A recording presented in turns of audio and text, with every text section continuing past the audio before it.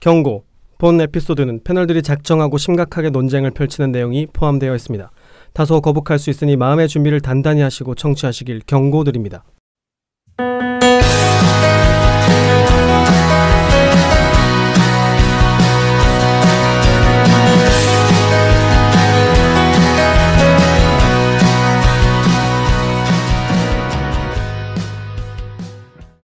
모두가 궁금해하는 데이터의 모든 것을 알려드립니다. 데이터에 미쳐있는 내 남자와 함께하는 데이터 이야기 데이터릭 지금 시작합니다. 와우. 왜 이렇게 차분하네요. 자, 우리 최 원장님부터 자기소개하면서 시작하도록 하겠습니다. 네, 안녕하세요. 저는 관세무역 데이터 분석과 지식 콘텐츠 개발에 관심이 많은 최 원장입니다. 반갑습니다. 반갑습니다. 박 박사님. 네, 안녕하세요. 자동화 생각의 내가 기기로 바뀐 박 박사입니다. 반갑습니다. 반갑습니다. 김 팀장님. 네, 데이터 분석으로 밥 먹고 사는 김 팀장입니다. 반갑습니다. 반갑습니다. 저는 기업에서 데이터와 AI 교육을 담당하는 조 과장입니다. 반갑습니다. 반갑습니다. 안녕하세요. 자기소개 저도 계속 똑같이 하고 있는데 좀 바꿀까요? 아, 이제 그 일을 하고 싶지 않으세요? 너무 전곡까지 상의된 멘트를 해주시기 바랍니다. 아니 최 원장님도 아직 퇴사하고도 막 아직 안 고치고 계신데. 퇴사했다 관심사 바뀌진 않으니까. 아, 그러니까요. 네. 아니 왠지 교육을 담당한다고 하니까 뭐 그냥 좀 애매한 것 같아가지고. 팩트니까 팩트. 분석도 하고 싶은데 아직 능력이 안 돼서 분석하고 싶은 조 과장입니다. 그거 괜찮은데요? 분석하고 싶은. 그것도 그러니까. 좋은 것 같아요. 네. 분석 꿈나무 이런 거. 자꾸 나 얘기할 때 이직 그런 거 얘기하지 마요. 나 이직 얘기는 안 했어요. 아 그런가? 그 일을 하고 싶지 않은 거 보내라고 했지. 그게 약간 차라리 걸려들어? 아니지. 훨씬 광의한 단어잖아요. 완전 이거 편집되나요? 농담입니다. 네, 농담이고요. 요즘에 저 이거 하는 걸 회사분들도 많이 알아가지고. 자, 여러분은 어떻게 지내셨어요? 지난 한 주 동안. 갑자기? 자, 우리 어색할 때는 반장님 먼저. 반장님 어떻게 지내셨어요? 아, 네, 뭐 잘 지내고 있고요. 뭐 근황 겸 진짜 근황 그래. 솔직히 뉴스 하나를 광고 겸 하나 드릴게요. 뉴스. 네. 네네. 제가 새로운 방송을 하나 제작을 시작을 했습니다. 와우. 제목은 스타 사자라고 하고요. 변호사, 변리사, 세무사 그리고 저까지 해가지고 같이 모여가지고 스타크래프트 하는 네. 스타트업을 위한 어떤 법률, 특허, 세무 그리고 또 무역에 관한 상담 같은 걸 해주는 그런 방송을 11월 1일자로 온에어 돼가지고 지금 시작을 했습니다. 그래서 우리 데이터홀릭 하시는 분들 중에 창업자나 이런 분들 많이 있을 걸로 생각이 돼요. 뭐 소규모 스타트업에도 특히나 많이 있으실 것 같은데 이런 분들에게 조금 도움이 되고자 하는 방송을 만들었으니까 한번 검색해서 청취 부탁드리겠습니다. 스타 사자입니다. 축하드립니다. 감사합니다. 그렇다고 뭐 저희 소홀히 하시고 그런 저의 넘버원은 데이터홀릭. 야구수다. 야구수다. 뒷말을 흐리시네. 요즘 시즌이 끝나가지고 비수기라. 비수기면 시즌 돌아갈 때는 야구수다가 넘버원 해도 괜찮아요. 데이터홀릭은 늘 성수기라서. 네. 데이터 늘 넘치니까. 그렇군요. 우리 박 박사님은 어떻게 지내셨어요? 저는 지금 노트북을 산다고 몇 달째 고민만 하고 있다가 깨달아 버렸어요. 뭘요? 뭘 사도 지금 내가 들고 있는 거 좋다는 걸. 들고 있는 것보다? 네. 그래서 개인 노트북? 네. 그래서 그냥 맥북 사야지 사람이라면. 맥북만 빼고 보고 있어요. 진짜요? 그래요? 네, 무거워서? 우선 너무 무거운 것도 있고 그냥 맥북 에어는 지금 다음번 리비전이 얼마 안 남았거든요. 그래서 걔는 그걸 지금 살 때는 아닌 것 같고 그리고 하긴 회사 컴퓨터가 또 맥북이어서 굳이 제가 맥북을 또 살 필요는 없고 그리고 지금 광군제가 오늘인가요? 11월 11일 난리 났다면서 중국 지금. 15조 말도 안 되겠죠. 그거랑 이제 블랙 프라이데이 있어갖고 그거 그냥 기회 봐서 적당한 레벨에 그냥 아무 적당한 걸 사야겠다라는 식으로 지금 원래 뭐라 그래야 되지? 그 튜닝 끝에 순정이라고 아무거나 사야겠다라는 생각이 들었습니다. 제 생각에는 올해 넘길 거라고 봅니다. 그럴 수도 있어요. 고민하다가. 저는 설빔으로 1년 전부터 들었거든요. 안 사더라고. 그래도 올해 초쯤이에요. 작년은 작년이었구나. 알겠습니다. 네. 김 팀장님인데 팔았어요? 전에 윈도우 노트북은. 아니요. 그걸 어떻게 팔면 안 되죠. 액티브엑스 얼마 전에도 맥북에 뭐 깔아보려고 하다가 그냥 쓰던 거 쓰자. 은행용이구나. 네. 그래도 은행은 괜찮아졌는데. 근데 뭐 여러 가지 귀찮으니까. 그렇죠. 여기다 하려 그러면 일이지 또 이제. 관공서 이런 거. 근데 윈도우 노트북은 그 PC를 나한테 적응시키는 느낌인데 맥북은 내가 맥북에 적응하는 느낌이 강하지 그렇죠. 않아요? 맞아요. 주인님한테 적응해야죠. 고양이도 주인님이고 맥북도 그럼요. 주인님이고. 네. 김 팀장님은 어떻게 지내셨어요? 저는 이제 조금 맥에 적응했습니다. 이게 제 근황이에요. 제일 큰일, 제일 본인 큰일. 근황 이꼴 맥 근황. 네, 진짜 그래요. 네. 왜냐면 너무 큰 변화이기 때문에 제 삶에 온통 이거 신경 쓰는데 에너지를 쏟고 있어요. 하긴 김 팀장님이 PC랑 이렇게 뗄래야 뗄 수 없는 삶을 계속 살고 있으니까 데이터 분석 항상 컨설팅도 하시면서 강의도 하시니까 첫 맥 OS 쓰시는 거예요? 그렇죠. 예전에 윈도우에서 이제 그냥 가상 환경으로 만들어 놓고 써본 적은 있는데 뭐 테스트해야 될 게 있어서 리눅스 환경을 아니요 그건 아니고 이제 제 책에 있는 코드가 맥에서도 잘 돌아가는지 확인해야 되잖아요. 그래서 VM에 올려놓고 이렇게 테스트해본 적은 있는데 본격적으로 제 물건으로 쓴 거는 이번이 처음이죠. 네. 물론 이제 아이폰은 있지만 집필할 때 그런 테스트 되게 중요하겠네요. 중요하죠. 환경에 따라 코드 결과물 달라지면 안 되니까. 되게 큰일이에요 그거. 그래서 사실은 거기에 신경을 쓰느니 윈도우에만 테스트가 되었다고 선언해버리고 포기하는 게 빠른 길이긴 해요. 네. 저도 거의 대부분의 독자는 윈도우 사용자이기 때문에 윈도우 중심으로 되어 있고 맥에서 발생한 문제들은 이제 따로 빼는 거죠. 브록처럼 빼서 설명을 하거나 아니면 웹에 다른 페이지를 하나 만들어가지고 거기서 소개를 하거나 이렇게 하고 있어요. 근데 보통 맥 사용자는 알아서 고치더라고요. 알아서 해. 그게 삶이야 그냥. 그냥 삶이야. 그조차 선입견이라는 사실을 저는 최근에 강의 가서 깨달아가고. 그래요? 네. 맥 사용자가 천차만별이죠. 네, 그러니까 그런 걸 잘하는 사람이기 때문에 맥을 쓰는 사람이 아닌 경우가 되게 많다는 거를 그때 알았어요. 사과 예뻐서 하는데 뭐. 꽤 많은 수가 맥북 사서 윈도우 깔아 쓰는 사람도 많다고. 맞아요. 저도 많이 봤어요. 한때는 그걸로 갑론을박이 있었어요. 그게 좋은 행동이냐 나쁜 행동이냐. 자기 그거를 비난받아야 될 행동이냐 아니냐. 비난받을 행동은 아닌데. 그러니까 그런 식의 토론 비슷하게 막. 진정한 맥박 아니야 뭐 이런 거구나. 그러니까 그런 식의 진영도 있고. 그러니까 저는 최소한 맥을 사용하면 터미널은 당연히 알아야 된다고 생각하고 있었거든요. 그렇죠. 근데 그게 당연하지 않더라고요. 그렇죠. 네, 그러면 멘붕이에요. 아니 왜 우리도 뭐 당연히 크롬에서 막 이런 거 저런 거 깔아서 쓸 것 같지만 그냥 익스플로러로 작업하는 분들 생각보다 많잖아요. 네, 맞아요. 그렇죠. 그러니까 그런 것들을 좀 말했잖아요. 우리는 굉장히 바이어스가 심한 쪽 사람들이라고. 그래서 그걸 계속 다시 깨닫는 것 같아요. 할 때마다. 근데 저는 제 인생에 맥을 한번 써보고 있다는 게 기뻐요. 이런 세계가 존재하는구나라는 걸 알게 됐다는 게 경험 측면에서. 하긴 또 아이폰 쓰시잖아요. 왜 쓰는지를 이제 좀 알 것 같은. 그러니까 확실히 그래프 성능이나 이런 건 다르더라고요. 그러니까 똑같이 RStudi오로 이미지를 만들어도 똑같은 그래프인데 맥으로 보면 훨씬 더 예쁘게 나와요. 해상도 얘기인가요? 아니면은 해상도 문제도 있고 이 화면을 표현하는 방식이 좀 다른 것 같아요. 그래요? 저도 네트워크 분석 요즘 하고 있는데 맥에서 플롯을 만들면 좀 달라요. 색감이 다르고 훨씬 더 정교한 느낌들이 있어요. 그러니까 디자이너들이 왜 쓰나 하는 게 좀 알겠더라고요. 역시 디스플레이는. 네. 삼성? 아니야, 맥에는 그거 들어가. 그리고 맥은 그냥 이렇게 만지고 있으면 좋아 기분이. 그래서 쓰는 것 같아요. 표정 봐요. 좀 이상하다. 표정이 이상해. 성능 때문에 쓰는 게 아니라 그냥 이렇게 손을 올려놓으면 기분이 좋아. 이런 내용을 좀 발전시켜서 저희가 컨텐츠 하나 예고해드리면 이제 분석가의 도구들 그래가지고 이런 잡다구리한 하드웨어 같은 거 좀 다루기로 했죠. 네네. 뭐 맥도 다르고 키보드도 다르고 뭐 마우스도 다르고. 분석가라면 맥이죠, 뭐 이런 그쵸, 거. 뭐 그런 거. 맥에 끼워서 사실은 키보드를 하고 싶은 누군가의 강력한 의지가 있습니다. 아니 너도 해피해킹 쓰잖아요. 저는 제가 해피해킹이 좋다는 사실을 인지하고 쓰는 게 아니에요. 그럼 뭐예요? 그냥 누가 선물해줘 쓰는 거지. 야, 자기만 빠져나가려고 적축으로 맞아볼래? 저는 선물을 굉장히 감사하긴 해요. 되게 저는 엄청 놀란 일이었어갖고. 그거를 선물해준다는 것 자체가 너가 그걸 쓸 수 있을 거라고 가정한 거잖아요. 맞아요. 그 분이 너를 정말 범상치 않게 보는 알고 거예요. 있는 거죠. 왜냐면 슬롬이다. 그러니까. 하여튼 뭐 이런 것들을 좀 따로 한번 재밌게 다뤄보도록 하겠습니다. 저희가 그 지난 방송 때 공개 방송 후기 이벤트를 했는데 저희가 두 분을 선정을 했습니다. 공개 방송 때 와주신 분 중에 기억하기 쉬운님 그리고 노네임드님 두 분을 선정을 했고요.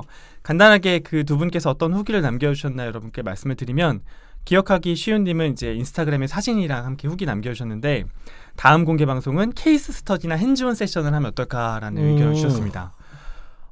케이스 스터디 가능할 것 같고 핸즈온 노트북 한 대씩 다 들고 오라고 하셔가지고 핸즈온 세션 약간 강의 비슷하게 될 것 같네요. 가능하겠는데, 그죠? 그죠, 할만한 일인 거죠. 네, 그 특히 박 박사가 많이 하잖아요, 핸즈온 세션 같은 거는. 아니면 청취자분들의 사례를 들어보는 자리도 재밌겠다. 그건 정말 재밌죠. 그게 진짜 케이스 스터디. 그죠. 우리 얘기야 뭐 많이 하니까. 라이브 케이스. 네. 그런 것도 나중에 고민해봐야겠습니다. 그것도 괜찮겠네요.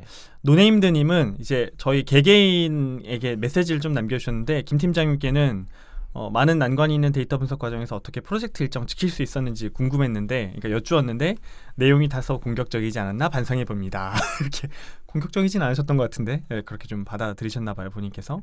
박 박사님 질문자 본인의 질문이 공격적이라고 생각하신 거예요? 저는 전혀 그렇게 안 느꼈습니다. 그러니까 김 팀장이 성격이 제가 좋습니다. 훨씬 공격적이에요. 네. 박 박사님께도 빅데이터, 인공지능과 같이 데이터 사이언스 밀접한 분야 어떻게 포지셔닝해야 될까라는 질문 드렸는데 뭐 행사 끝나고도 개인적인 질문도 드렸다면서요? 네, 답변해 주셔서 감사한다고 말씀을 주셨고, 저한테는 피처 에피소드 재밌게 들었다고, 인물 열전 좋은 것 같다고, 좋은 튜키 해달라고. 터키 튜키라고도 부르고 터키라고도 부르던데 이분도 대단한 분이죠. 박스 플롯 개발하시고, 그렇죠. EDA 창시하시고 뭐 이런 분인데 기회가 되면 이분도 그 초상화 보면 범상치 않아요. 다른 쪽으로 범상치 않아. 약간 윈스턴 철치 같이 이렇게 생겼거든요. 네, 포스가 있으시구나. 포스가 있으신데 이분 한번 기회 되면 다뤄보도록 하겠습니다. 그 최 반장님은 갑자기 훅 들어오는 거 재밌어요. 존 튜키까지 치신 다음에 샌드 버튼 누르려다 한 명 더 있는데 이러면서 급히 끼어 넣으신 것 같은. 심지어 최 팀장님이라고. 심지어 워몰도 내가 얘기한 게 아닌데. 슬프다 갑자기. 두 분 감사드리고요. 너무 감사합니다, 두 분. 네. 저희가 두 분께는 겨울 따뜻하게 나시라고 커피 쿠폰 보내드리도록 하겠습니다. 고맙습니다. 감사합니다. 감사합니다.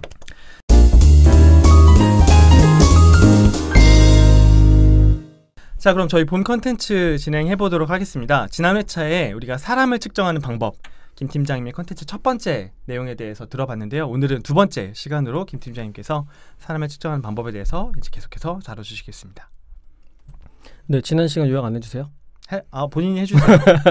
네. 일주일 돼가지고 기억이 안 나. 아니 이거 원래 바로 해주는데 뭔가 한 3달 전쯤에 되게 오래된 것 같지 않아요? 네. 일단 지난 시간에는 어떤 내용을 했었나 잠깐만 정리를 해볼게요. 일단 이제 사람을 우리가 측정하는 것을 다루고 있잖아요. 그럼 제일 먼저 해야 되는 게 준거라는 걸 정하는 거다. 어떤 판단의 기준을 정하는 거. 그리고 이 준거를 어떻게 정할 건지 그 과정에 대한 설명들을 했었어요. 그리고 또 중요한 게 그게 있었네요. 준거는 개념 준거라는 게 있고 실제 준거라는 게 있다. 사람들이 머릿속에 생각하는 개념 준거가 있고 측정해서 우리가 데이터로 표현할 수 있는 실제 준거라는 게 있는데 실제로 우리가 다루게 되는 건 결국 실제 준거가 되는 거다. 근데 문제는 실제 준거가 개념 준거를 모두 다 표현해 주지는 못하는 그런 한계가 있을 수 있다. 이런 얘기를 했었고요. 준거를 찾는 방법, 작업 분석이라는 걸 다뤘죠. 사람들이 구체적으로 어떤 일을 하고 있는지, 그 다음에 그런 일을 하는데 어떤 능력이 필요한지를 알아보는 작업, 이거를 작업 분석이라고 하고, 이제 그 직무에서 열심히 일을 오랫동안 해온 분들을 대상으로 이런 정보들을 얻게 되는 거죠. 이 사람들은 무슨 일을 하고 있는가. 그리고 이를 통해서 KSAO라는 이 사람들이 가지고 있는 지식이나 능력들을 추출해내게 되고 이걸 기준으로 준거라는 걸 만들게 되는 거죠. 그러고 나면 나중에 이걸 측정할 수 있는 측정 도구를 만들게 되는 거고요. 이런 얘기들을 했었습니다. 오늘은 이제 그런 얘기를 좀 해보려고 해요. 지금 이제 사람에 관한 연구와 이론들 이런 얘기를 하고 있잖아요. 그렇다 보니까 사람들이 가지고 있는 여러 가지 의구심들이 있어요. 의구심들. 그리고 여러 가지 비판들도 있고요. 그래서 과학자들이 이런 사람을 다루는 연구를 할 때 기본적으로 바탕에 어떤 논리를 두고 있는지 이런 얘기를 좀 하려고 해요. 제가 왜 이런 얘기를 해야겠다는 생각을 하게 되었냐면은 지난 시간에 제가 방송을 이제 다시 들어보니까 조 과장하고 박 박사가 반복해서 제기하는 의문들이 있었어요. 근데 제가 계속 나중에 다 정리될 거다 하면서 계속 피해갔는데 제가 생각하기에는 그런 질문들이 계속 남을 것 같아서 차라리 조금 정리를 먼저 하고 그 다음에 얘기를 하는 게 좋겠다는 생각을 했습니다.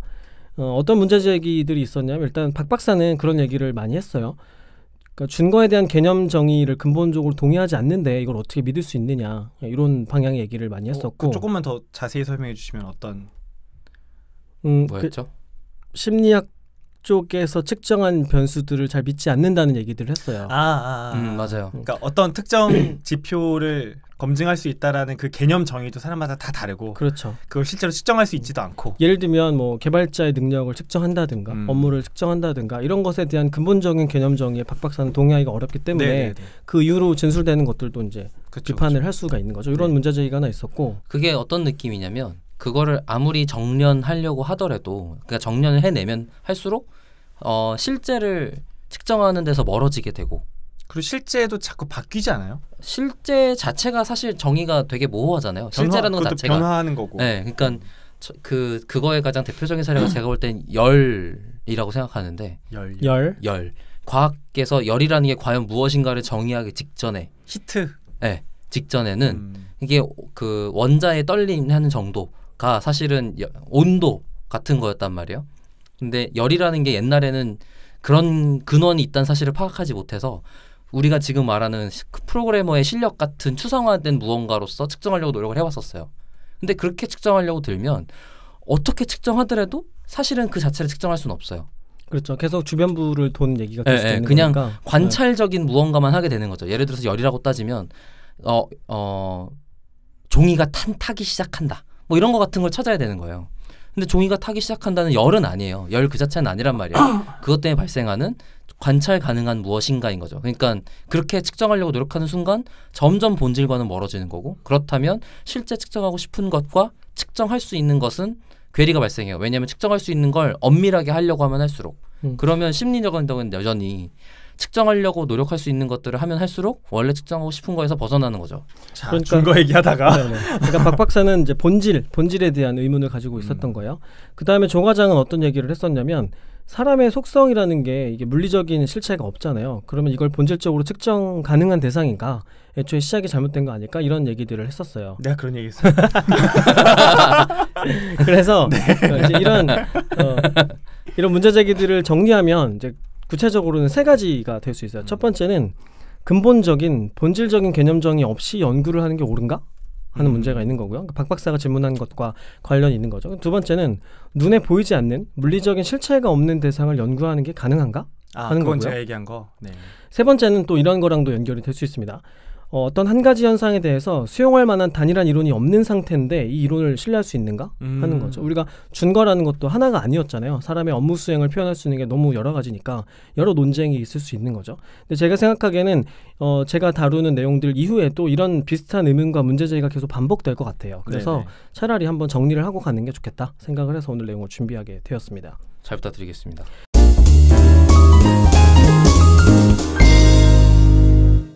일단 첫 번째 문제 제기, 근본적인 본질적인 개념 정의 없이 연구하는 게 옳은가? 그러니까 이거는 이제 본질주의적인 문제 제기를 하는 건데요. 네.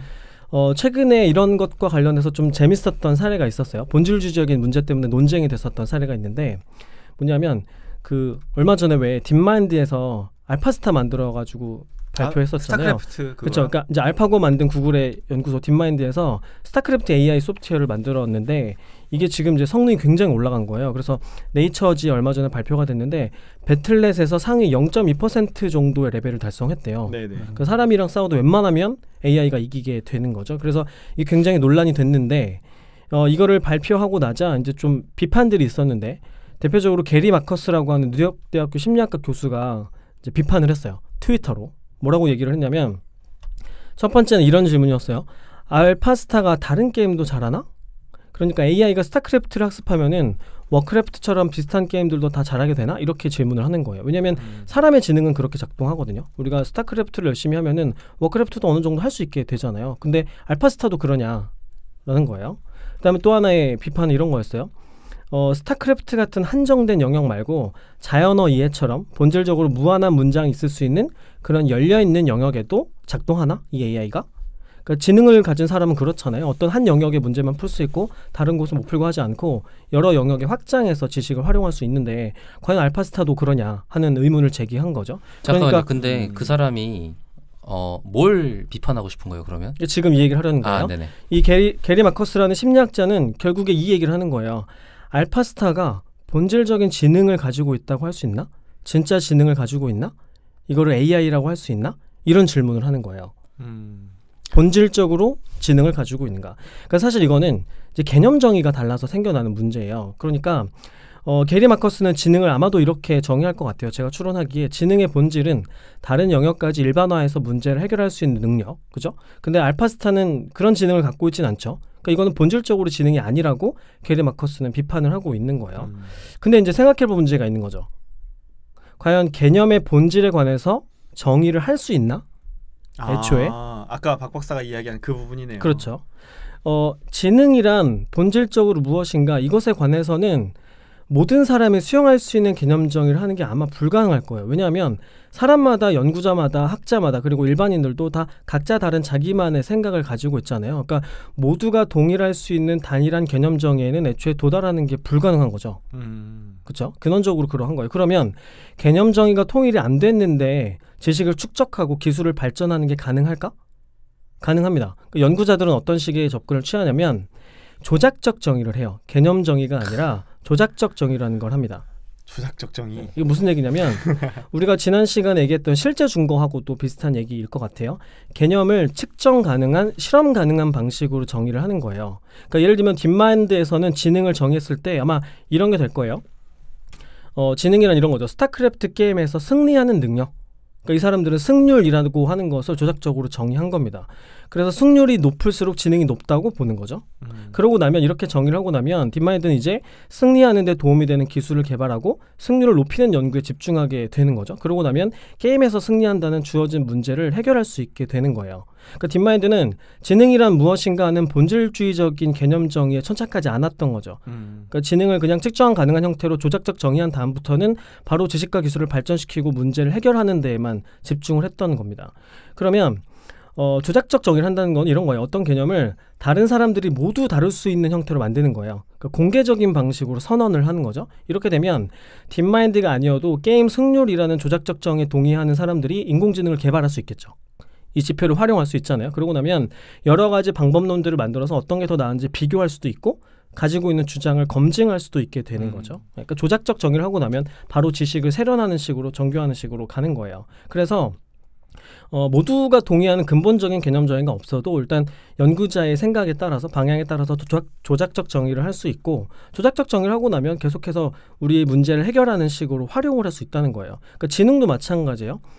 지능의 본질은 무엇인가에 대한 통일된 개념 정의는 지금도 없어요. 지금도 없고 여러 가지 학자들이 서로 다른 의견들을 가지고 있어요. 그럼에도 불구하고 IT 분야 여기에서는 이제 인공지능 시스템 같은 것들을 개발해서 여러 가지 뭐 예측을 한다던가 분류한다던가 하는 문제들을 해결하고 있죠. 그죠? 그다음에 심리학자들도 다양한 형태의 지능 검사를 개발해서 여러 가지 영역의 수행을 예측하고 또 선발하는 데 유용하게 활용하고도 있는 거예요. 그러면 조작적 정의 사람들이 수용을 못할 수도 있잖아요. 조작적 정의 자체가 동의가 안 될 수도 있죠. 그럼 과학자들은 그럴 때 어떻게 하느냐? 대안적인 조작적 정의를 제시하는 거예요. 그러니까 이제 개념 정의로 다시 돌아가서 논리 싸움을 하는 게 아니라 더 나은 측정 방식을 제안하게 되는 거죠. 그래야만 그 다음으로 발전해서 지식을 축적하는 식으로 연구를 진행할 수 있게 되는 거예요. 그래서 사실 과학적 지식에 대한 가치 판단은 개념이 사람들로부터 얼마나 많이 수용 가능한가가 아니라 얼마나 정교하게 논리적으로 정의되어 있는가가 아니라 이게 지식을 축적하는 데 도움이 되는가, 문제를 해결하는 데 도움이 되는가로 결정을 하게 되고 기본적으로는 이제 두 가지를 보고 판단을 하게 돼요. 첫 번째는 현상을 일관되게 설명하는가. 일관되게 설명하는지 이거를 신뢰도라고 표현을 하고요. 두 번째는 현상을 예측하는데 이게 도움이 되는가. 이걸 이제 타당도라고 표현합니다. 이 두 가지는 나중에 좀 더 자세하게 얘기를 나누게 될 거예요. 요걸 기준으로 지식의 가치를 판단하게 되는 거죠. 그리고 사실 생각해보면 개념보다 현상이 먼저 존재해요. 그러니까 어떤 개념이 먼저 있고 나서 그것에 대한 현상이 만들어지는 게 아니라 현상이 원래 존재하고 사람들이 추상적인 개념으로 그 현상을 설명하게 되는 거죠. 예를 들어 지능이라는 개념은 언제 생겨났을까? 이런 거죠. 사람들이 문제를 해결하고 그다음에 원인과 결과의 관계를 추론하고 또 물건을 만들어서 활용하고 이런 걸 이제 관찰을 했겠죠. 그러면 사람에게는 현상을 파악하고 문제를 해결하는 능력이 있구나. 지능이라는 게 있구나 하고 추론하게 되면서 이 개념이 생성이 되는 거죠. 그래서 만약에 지능을 연구하려고 하면 지능이란 무엇인가에 대해서 개념 정의를 하는데 천착하는 게 아니라 일단 지능이 발현된 것으로 보이는 인간의 다양한 활동들을 관찰하고 측정하게 되는 거죠. 그러고 난 다음에 이 과정에서 얻어진 지식들을 종합해서 지능이 무엇인지에 대해서 지식 체계를 수립하고 정의를 내리게 되는 거죠. 그러니까 무슨 얘기냐면 경험적인 연구가 우선 다양하게 이루어진 이후에 한참이 지나서 개념에 관해서 정리되는 경우가 더 많다는 거예요. 그래서 이제 사람들이 조금 오해하는 게 있는데 과학자는 궁극적으로 본질주의자가 아니에요. 그러니까 궁극적인 질문에 대해서 답하려고 시도하지 않습니다. 그러니까 개념을 정의하는 것, 지능이란 무엇인가 이거는 과학자가 아니라 철학자들의 관심 주제예요. 그러니까 과학자들은 개념을 정의하는 것을 핵심에 놓고 여기다가 힘을 쏟기보다는 얼른 조작적 정의를 먼저 한 다음에 측정할 수 형태로 변환해 놓고 나서 지식을 축적하는 데 더 관심을 갖고 있는 거죠. 그리고 사실 본질이 무엇인가에 관한 논의는 조금 소모적인 측면이 있어요. 왜냐하면 이게 결론이 나진 않거든요. 그러니까 이게 계속 말싸움이 되고 지식을 축적하는 데는 그렇게 크게 도움이 되지 않는 거죠. 그래서 오히려 과학자들은 이런 본질적인 것들을 오히려 회피하는 경향이 있을 수도 있어요. 그리고 사실 이게 본질주의라고 하는 것이 심리학과 철학의 구별되는 지점이기도 해요. 그러니까 심리학자들은 철학적인 논쟁을 그렇게 많이 하지 않아요. 그러니까 예전에 언제 많이 하냐면 학부 1학년 때 술자리에서 많이 합니다. 네. 뭐 이런 거죠. 야, 마음이 눈에 보여? 진정한 사랑이 뭔지 알아? 그거 어떻게 연구할 건데? 뭐 이런 얘기를 보통 이제 1학년 때 술자리에서 많이 해요. 그러면 이제 어떻게 되냐면 다 자기 얘기하는 거죠. 다 서로 다른 관점에서 옳은지 그른지 판단할 수 없는 자기 경험을 가지고 주장을 하게 되는 거예요. 왜냐하면 다들 조작적 정의를 하지 않고 얘기를 하기 때문에. 그러니까 사실 심리학자들이 이런 얘기를 그렇게 많이 하진 않아요. 굉장히 피곤해하고 별로 도움이 되지 않는다고 생각을 하는 거죠.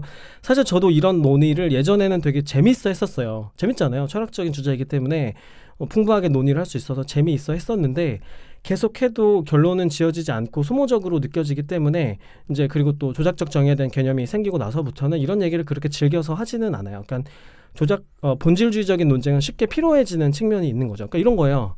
인간이란 본질적으로 무엇인가 이런 거죠. 네. 도덕이란 무엇인가 이런 거. 어떤 상태를 사람이 본질적으로 사망한 것으로 볼 것인가.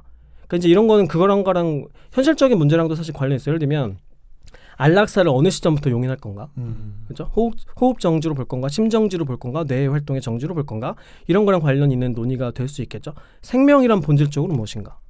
이런 논의죠. 그러면 이게 관련이 되는 게 그럼 낙태를 어느 시점까지 용인할 건가? 그죠? 수정되고 몇 개월 지난 후부터 생명으로 볼 건가? 이런 것들이죠. 근데 사실 이런 것들은 논리적으로 논쟁에서 해결할 수 있는 문제가 대부분 아니에요. 대부분 합의를 도출해서 거기에서 선을 긋는 것으로 종결이 되거든요. 그러니까 우리가 아무리 이거를 천착하고 논리적으로 많이 얘기한다고 하더라도 수용할 수 있는 결론에 이르기가 어렵다는 거죠. 그러니까 사실 이거는 과학자들의 관심 주제가 아니고 철학자들이 할 수 있는 주제고 여기에서 벗어난 뒤로부터가 우리가 현대적인 과학, 현대적인 심리학이라고 보게 되는 그런 분기점 같은 거라고도 볼 수 있어요.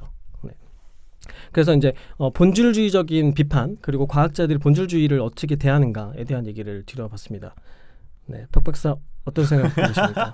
이거 되게 기본적으로 논쟁이 많은 이슈긴 하네. 아 맞아요. 그러니까 기본적으로 지금 말씀해 주실 때 본질주의랑 본질주의가 아닌 것, 그러니까 조작적 정의를 수행해서 그걸로 빨리 지식을 축적하려고 노력하는 것으로 지금 논의를 얘기해 주시면서 문제점이 뭐였었냐면 지식을 빨리 축적하는 것이 훨씬 경제적이고 효과적이고 이익적이고 도움이 되는 행위지 본질주의적인 논의를 하는 건 소모적이고 논쟁적이고 개선의 발전이 없는 무의미한 거다. 같은 프레임이 씌워져 있는 채로 이야기를 하신 부분이 있는 것 같아서 그 부분이 굉장히 아쉬운데 왜 그러냐면 조작적 정의를 허술하게 하면 그거는 그렇게 쌓아놨던 것들이 그냥 시간당 그 모든 시간이 무의미하게 무너져 버려요. 더 나은 조작적 정의를 논의하는 것 자체가 본질에 가까이 가기 위한 논쟁의 일환이거든요. 근데 이제 본질주의를 고집하는 것이라는 굉장히 협소한 의미에서 본질주의에 대한 비판이 있었던 건데 그게 아니라 그 조작적 정의를 좀 더 본질에 가까운 방향으로 옮기려고 노력하는 행위는 본질적인 논의를 하는 거랑 같은 행위예요. 그러니까 그게 다르다고 볼 수는 없단 말이에요. 본질 그 자체로서 무언가를 논의하거나 추상적인 얘기한다 이런 얘기가 아니라 그 조작적 정의 부분이 본질을 얼마나 잘 담고 있는가라는 건 굉장히 필요한 일인 거죠. 아까 말한 것처럼 측정할 방법이 없어서 어쩔 수 없지만 엄청나게 차이가 있지만 조작적 정의 이렇게 내릴 거야. 그러면은 그걸 누가 동의하겠어요. 아까 말한 것처럼 합의를 이루어야 되는데 합의라는 부분이란 게 그냥 본질주의적으로는 어쩔 수 없이 합의를 해야 된다라고 하면 불가능한 일이 되는 거죠. 그러니까 예를 들어서 뭐가 있을까요? 아까 지능 얘기 나왔죠? 전 지능 얘기에 대해서 굉장히 공감 많이 하는데 왜냐하면 그 트위터로 지적하신 분이 본질적인 지능이 그것이 맞는 거냐라고 태클을 걸었어요. 근데 사실 스타크래프트의 게임을 성공해내는 인공지능을 만들 때 그 인공지능이란 단어는 그냥 마케팅 용어일 뿐이고 딥마인드가 우리가 인공지능이라고 주장한 적은 별로 없을 거예요. 사실은 단어를 직접 사용하지는 않았을 거라고. 직접적으로 언급하진 않았어요. 네, 그냥 그런 뭐지? 딥러닝 AI라고 표현하죠. AI가 인공지능이잖아. 그러니까 Artificial Intelligence라는 영어 단어 말고 실제로 인공지능을 내가 개발하는 중입니다로서 스타크래프트를 뭐 높은 수준으로 만들게 학습하게 만들었습니다라고 하진 않았을 거란 말이에요. 그러니까 지능이 무엇인가에 대한 연구는 굉장히 많이 하는 집단인 건 맞아요. 딥마인드가. 실제로 그것 때문에 이름이 딥마인드라고 지은 거고. 심리학자들이 많이 연구하고 있고요. 또. 네, 맞아요. 심리학자도 거기 많이 들어가 있죠. 그래서 실제 지능에 대한 뭐라 그러면 좋을까요? 지능 쪽에 관련된 연구들을 계속 이쪽에 도입하려는 시도를 굉장히 많이 하고 있기는 해요. 근데 이제 실제 지능이냐라고 태클 걸기에는 사실 더 실용적인 연구를 하고 있는 거잖아요. 말씀하신 것처럼. 그렇다고 저작적 정의조차도 게임을 해내면 뛰어난 게임을 할 수 있으면 이런 레벨의 문제가 아니고요. 게임이란 게 지능을 증명하는 데 있어서 굉장히 좋은 방법 중에 하나이기 때문에 같은 레벨의 일이에요. 사실 바둑 역시 마찬가지였어요. 바둑 마찬가지예요. 그러니까 체스가 놀랍게도 사실 굉장히 제한적인 경우의 수 내의 게임이었다라는 챌린지가 오면서 거의 무제한에 가까운 경우의 수인 걸 바둑으로 놓은 거고 그거를 인간을 이길 수 있다면 물론 그것 때문에 완벽한 인공지능이 되었어 이런 레벨의 문제가 아니라 지금 이거는 진짜 희한한 싸움을 하는 건데 어떤 느낌이냐면 그럼 새가 비행기보다 빨리 날 수 있어? 이런 레벨의 일을 하는 거예요. 과학은 비행기를 만드는 일을 하는 거지 새를 만드는 일을 하는 게 아니거든요. 그러니까 그런 기능적인 무언가를 만들어냈을 때 그게 우리한테 효용성이 있느냐라는 문제이기 때문에 그건 본질적인 문제로서 벗어나는 부분인 건데 저는 이 논의 말고 사람을 측정하는 데 있어서 심리적으로 만들어진 조작적 정의가 과연 유의미한가라는 거에 대한 태클을 걸 때 조작적 정의가 본질에 가깝게 정의될 수 있는 카테고리의 일이냐라는 태클을 건 거죠. 근데 조작주의의 근거에서 나온 현재 준거들이 네네. 그 자체만으로서 지금 이것은 완전 해법이야 최종이야라고 하는 게 아니라 과정이다라고 하는 내용이 아닌가 싶었거든요. 맞아요. 근데 본질을 지향하고 있는? 맞아요. 근데 그럼에도 불구하고 아까 말한 것처럼 지난 시간에 제가 이 얘기를 하고 싶었는데 못한 것 중에 하나인데 그래서 사실 지금은 측정을 안 해요. 근데 그 측정을 안 한다는 이야기가 네. 박 박사님의 개인이 소속한 그 조직의 이야기에만 한정한 거일 수도 있잖아요. 그러니까 단정적으로 측정을 안 한다는 측정 안 한다라고 이야기하기 개발자의 업무량이나 능력을 측정하지 않는다. 근데 그게 측정하는 곳이 있을 수도 있고 있지만 여전히 그런 조작적 정의 본질을 굉장히 제한적으로 평가할 수 있는 조작적 정의를 기반으로 하는 측정이기 때문에 효과적이거나 효율적이거나 무쓸모일 가능성이 굉장히 높다는 거죠. 그리고 그동안 그걸 이미 많이 겪어왔고 그것 때문에 이제는 안 해.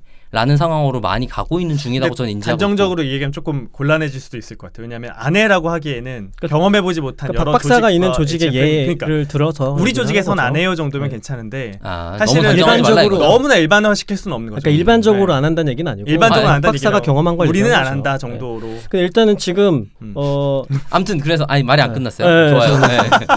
정리를 좀 해주세요. 네네. 그래서 지금 예시를 들어주신 건 굉장히 조작적 정의와 본질주의에 대한 이해를 하기에는 도움이 굉장히 많이 되는데 제가 지적한 범위의 논의에선 좀 벗어나 있지 않나라는 생각을 하는 거죠. 그러니까 뭔가를 만들어내서 우리한테 효용 가치를 만들어내는 활동을 딥마인드가 해줬다면 그거를 그 사람들이 조작적 정의로서 그것이 지능이다라는 걸 측정하는 게 굉장히 유용한가? 별로 유용하지도 않아요. 심지어 유용하지 않다.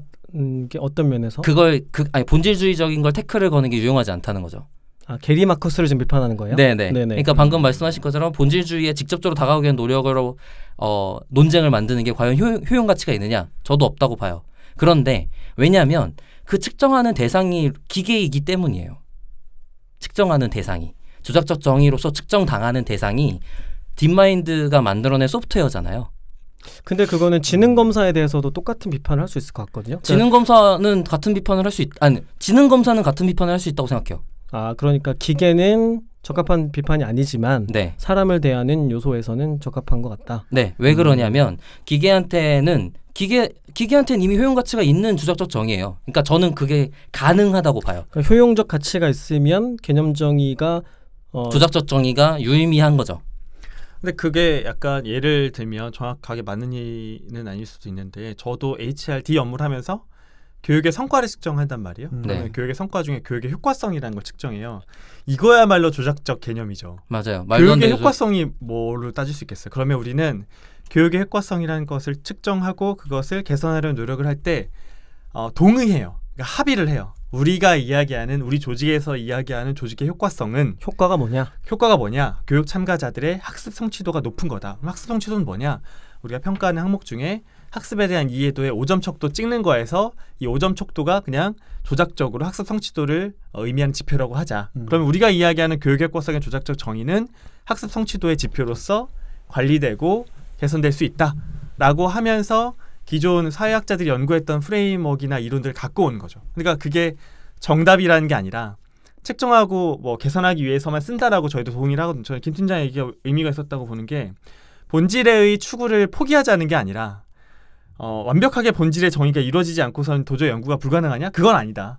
그냥 어느 정도 조작적 정의가 된다면 그 조작적 정의의 바운더리 안에서는 가능하다라고 이야기하는 걸로 받아들였거든요. 맞습니다. 그 얘기이기도 하고 그다음에 조작적 정의를 과학자들은 하고 연구를 시작하잖아요. 그러면 조작적 정의를 비판하려면 더 나은 조작적 정의를 제시를 하고 조작적 정의의 문제가 무엇인지를 논의하면 돼요. 근데 이거를 개념 논의로 끌고 가면 그때는 이제 소모적이 된다는 얘기를 하는 겁니다. 개념 논의가 무의미하다는 게 아니에요. 왜냐하면 조작적 정의를 하려면 당연히 개념 논의가 먼저 있을 수밖에 없고 논리적으로 상황을 설명하는 이야기가 있어야만 조작적 정의로 가는 거기 때문에 당연히 그건 필수적인 요소인데 거기에 천착하지 않는다는 얘기를 하는 거예요. 그러니까 이 얘기만 계속하게 되면 그 다음으로 할 수 없는 거예요. 그러니까 만약에 게리 마커스의 비판을 따라가서 그래서 재능이라는 건 무엇인지를 정의하려고 시도하기 시작하면 더 이상 이제 AI 시스템 만드는데 시간을 쓰지 않고 이 개념 논의에 시간을 쓰게 될 거 아니에요. 그러면 결과적으로 이 생태계가 지식을 축적하는데 그렇게 도움이 되지는 않는다는 거죠. 심지어 물리학자도 이론 물리학자랑 실험 물리학자랑 나뉘어가지고 이론 물리학자들은 뭐 아인슈타인이나 스티븐 호킹처럼 그런 어떤 이론을 개념화하고 검증하려고 애를 쓰고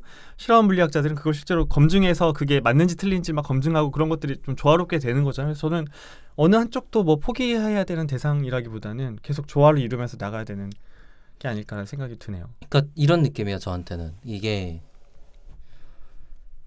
가능한 일이긴 하냐? 그 얘기랑 관련된 얘기를 이제 하겠습니다. 좋아요.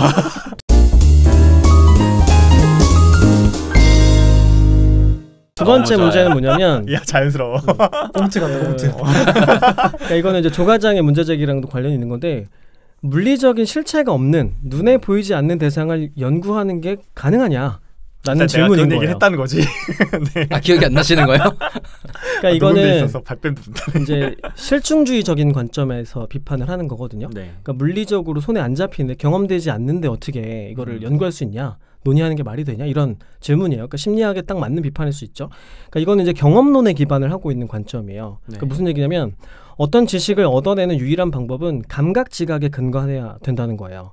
그러니까 경험적으로 근거 없는 지식들은 가짜라는 거죠. 예를 들면 도덕, 미학, 뭐 정치 이론, 사람의 능력, 성격, 지능 이런 것과 관련된 주장들은 근거 없는 사변이라는 거예요. 왜냐하면 이게 지각이 정확하게 될 수 있는 물리적인 속성들이 없잖아요. 그러니까 이런 과거에 이런 것들과 관련해서 학계에 실증주의에 관련된 논쟁들이 굉장히 많았어요. 대표적인 게 뭐냐면 19세기 원자론 논쟁이 있었죠. 그러니까 이제 볼츠만이 원자론을 주장했어요. 모든 물질은 원자로 구성이 되어 있고 물리현상이라고 하는 것들은 원자들 간에 일어나는 작용이다. 원자의 존재를 가정하면 기존에 풀리지 않았던 문제들이 굉장히 해결이 많이 됐거든요. 굉장히 유용한 개념이었는데 문제는 뭐냐면 당시에는 원자를 측정할 수 있는 기술이 없었어요. 이건 굉장히 나중에 발전하거든요. 그러니까 이제 광학현미경은 있었지만 이걸로는 원자까지를 볼 수 있지는 않아요. 전자현미경이 나와야 이건 20세기가 돼서야 일어난 일이거든요. 이걸 이제 비판하는 대표적인 학자가 마흐라는 물리학자가 있었어요. 이 사람은 이렇게 얘기를 하는 거죠. 원자가 눈에 보여? 안 보이는 걸로 설명하는 건 잘못된 거지 라고 얘기를 하는 거죠.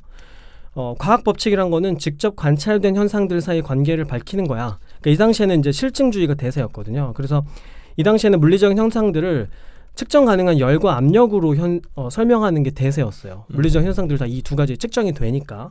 그러니까 이걸 이제 실증주의라고 합니다. 근데 이제 볼츠만 이제 이런 생각을 갖고 있는 거죠. 눈으로 직접 관찰되지 않아도 개념과 가설을 이용해서 현상을 설명하고 또 문제를 해결할 수 있다는 거예요. 그러니까 이제 이론 물리학이 태동하게 되는 거죠. 그래서 과학이라고 하는 것은 직접 관찰된 현상들 사이의 관계를 밝히는 것 이상이어야 한다는 거예요.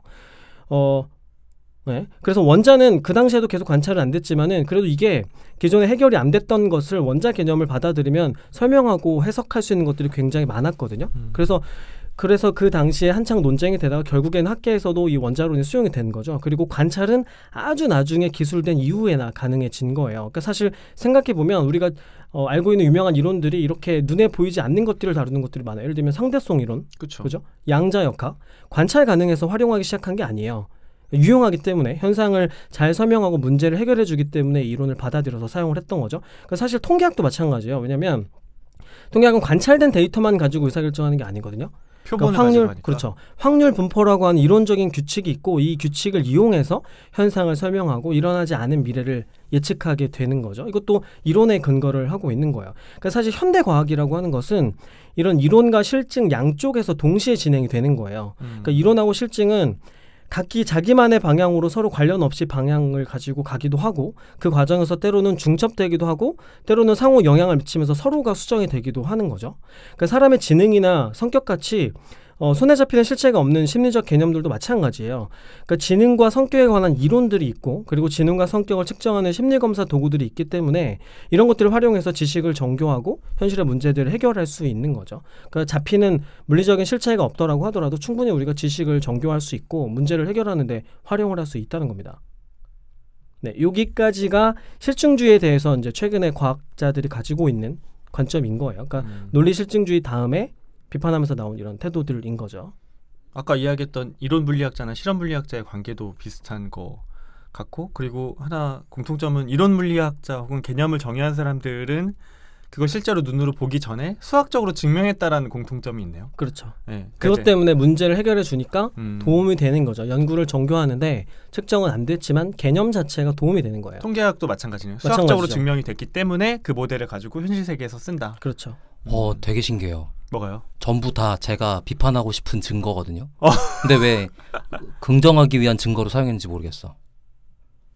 상대성 이론이나 양자역이요? 네. 양자역 같은 네. 그러니까 인간을 측정하는 방식에 대해서 조작적 정의를 내려서 쓸모 있게 사용한다라는 부분에 대해서 근거로 사용하신 것 같은데 오히려 비판이라고. 네. 왜냐하면 걔네는 다 측정 가능한 레벨로 넘어갔거든. 제 말의 핵심은 뭐였냐면 측정 가능하지 않은 레벨에서도 지식을 축적하는 데 도움이 됐고 문제를 해결하는 데 도움이 됐다는 거예요. 예를 들면 그러니까요. 지금 예를 들어서 사람의 상태를 측정하는 데 도움이 됐다는 증거가 있는가? 라고 생각하면 전 없는 것 같거든요. 예를 들면 조직 심리학에서 예를 들어서 뭔가 특별하게 어떤 이론을 갖고 사람들이 평가했다고 쳐. 그럼 제가 조과장님한테 질문 드릴게요. 지금 뭔가 교육 성과가 측정되었다고 조작적 정의를 내려서 측정하시고 평가하셨잖아요. 그래. 그게 조직의 실제로 개선에 도움이 됐나요? 개선이 도움이 되죠. 어떻게 돼요? 개선에 도움이 되기 때문에 계속해서 쓰고 있는 모델들이 있죠. 예를 들면 네. 이제 교육을 4가지 단계로 구분해서 측정해서 평가하거든요. 네. 레벨 1, 2, 3, 4가 있어요. 예를 들면 우리가 어떤 지식을 배우자마자 시험 봐서 결과를 평가하는 지식에 대한 습득을 보는 건 뭐 레벨 1이고 그 다음에 그게 뭐 성취로 나타나는 레벨 2고 현업에서 도움을 주는 건 레벨 3고 뭐 그 비즈니스 성과에 영향을 주는 게 레벨 4예요. 근데 그게 제가 뭐 구체적으로 아주 사례를 들어서 저도 뭐 그렇게 똑똑하지 않기 때문에 이론을 들 수는 없는데 그게 증명이 되지 않았다면 기업들이 교육에 이렇게 투자할 이유가 별로 없어요. 그리고 실제로 그 사람들의 지식적인 성장, 그러니까 이제 성인이 된 사람들이 직무 역량을 올리거나 지식적인 성장을 이루기 위해서 쓸 수 있는 방법이 그런 교육 말고는 방법 자체가 좀 없거든요. 네. 그러니까 그런 것들을 배움으로 인해서 직무 역량이 올라가면 그게 교육의 성취도라는 거죠. 그러니까 이거는 증거가 되는 거지. 그 지능을 제가 예로 들고 있었으니까 지능의 경우에는 굉장히 오래전부터 만든 지능 검사 도구가 있고 네. 네, 그러면 이 지능 검사 점수를 가지고 사람들을 선발하는 데 쓰거든요. 네. 왜 쓰냐면 지능 검사 점수가 이 사람들의 수행을 예측해 주기 때문에 그래요. 예를 들면 학업 수행이라던가 합격이라던가 뭐 정신적인 과정들도 마찬가지고 심리적인 기제들도 마찬가지고 조직에서의 업무 성과도 마찬가지고 지능을 측정해서 나온 지표들이랑 이 지표들 간에 상관관계가 있다는 연구가 굉장히 이제 오랫동안 누적이 된 거예요. 그래서 이게 현실의 일을 해결하는 데 도움이 된다는 그런 견해가 합의가 된 거고 그래서 기본적으로 활용들을 하는 거죠. 예를 들자면 근데 지능이라는 게 본질적으로 무엇인지가 정의된 적도 없고 지능이라는 건 눈에 보이는 실체도 아니지만 이거를 간접적으로 측정할 수 있는 도구가 있고 이것에 관한 이론이 있기 때문에 쓸모가 있다는 거죠. 교육 성취도도 그렇죠. 뭐 사실 지금도 누구 하나 정의할 수는 없을 거란 말이에요. 교육한다고 지금 사실은 기업뿐만 아니라 초등, 중등, 고등, 대학 교육도 똑같은 거죠. 그런 관점에서 보면. 맞아요. 네. 저는 되게 이상한 전 세계적 교육 행태라고 보고 있기는 한데 실질적인 도움이 안 되는 실질적인 도움이 안 되는데 그거밖에 방법이 없으니까 돈 쏟아붓는 느낌이거든요. 그런 비판도 있을 수 있죠. 네. 그럴 수 있죠. 그러니까 지금 교과목이 없는 형태의 교육 방식을 시도한다거나 그러니까 그런 것들은 다 사실 어떤 조작적정이 어떤 형태로도 만들어진 조작적정이 함몰되지 않으려는 노력 중에 하나란 말이에요. 근데 이제 예를 들어서 지금 그러니까 특히나 초등학생도 이제 그래서 시험이 없어졌죠. 그런 것들을 없애기 위해서 학업 성취도라는 1단계 조작적정이라는 거에서 벗어나려고 노력하는 거예요. 거기다가 이게 인간이기 때문에 생기는 문제가 뭐가 있냐면 측정한다 라고 선언되는 순간 그 측정 방식에 왜곡이 발생해요. 지금 지능 검사지도 예를 드셨는데 사실 말씀 전에도 한번 얘기했지만 공부해서 노력하면 되는 범위라는 게 있어요. 지능 검사지는. 공부해서 왜곡시킬 수 있단 말이에요. 그러니까 정말 그거를 측정해내는 건가? 물론 이제 그렇게 해서 왜곡당하지 않게 계속 바꾸거나 아니면은 회사에서는 지금 이런 인적성 검사에 대해서 굉장히 비용을 많이 들여서 만든 거기 때문에 유출되는 거에 대해서 굉장히 수를 한다거나 이런 이슈가 있잖아요. 그게 회사에서 과연 그것 때문에 실제로 유의미하게 사용되었기 때문에 그렇다라고 증명하기가 되게 어려운 게 뭐냐면 지금 신입들만 해도 굉장히 많이 퇴사를 하고 있잖아요. 그게 정말 잘 측정한 건가? 회사에 내에 적응되어서 살아가는 사람이다라고 측정하기 위해서 만들어낸 역량을 발휘하는 사람일 거다라고 선발을 하는 도구일 텐데 지금 계속 엄청나게 자주 퇴사를 하는 현상이 발생하고 있는 건 그러면은 잘하는 방식인 건가? 일단 지능은 퇴사를 예측하기 위한 도구로 쓰이지는 않고 그다음에 어떤 도구가 오차가 발생하고 제한점이 있다고 해서 그게 쓰지 않을 이유가 되는 건 아닌 거죠. 오차가 크면 쓰지 않을 이유가 생기죠. 그렇죠. 그러니까 우리가 수용할 수 있는 범위의 오차이기 때문에 쓰는 거죠. 커봐요. 그러니까 수용할 수 있는 범위의 오차라는 거에 대한 감각이 달라 보이는데 제가 볼 때는 그러니까 그거는 결국에 개인이 수용할 수 있는 정도 차이가 있다는 거지 네. 애초에 쓸모가 없거나 유효하지 않다고 얘기할 수는 없는 거죠. 그러니까 이런 식이에요. 예를 들어서 정확도가 키보드를 생각해 볼게요.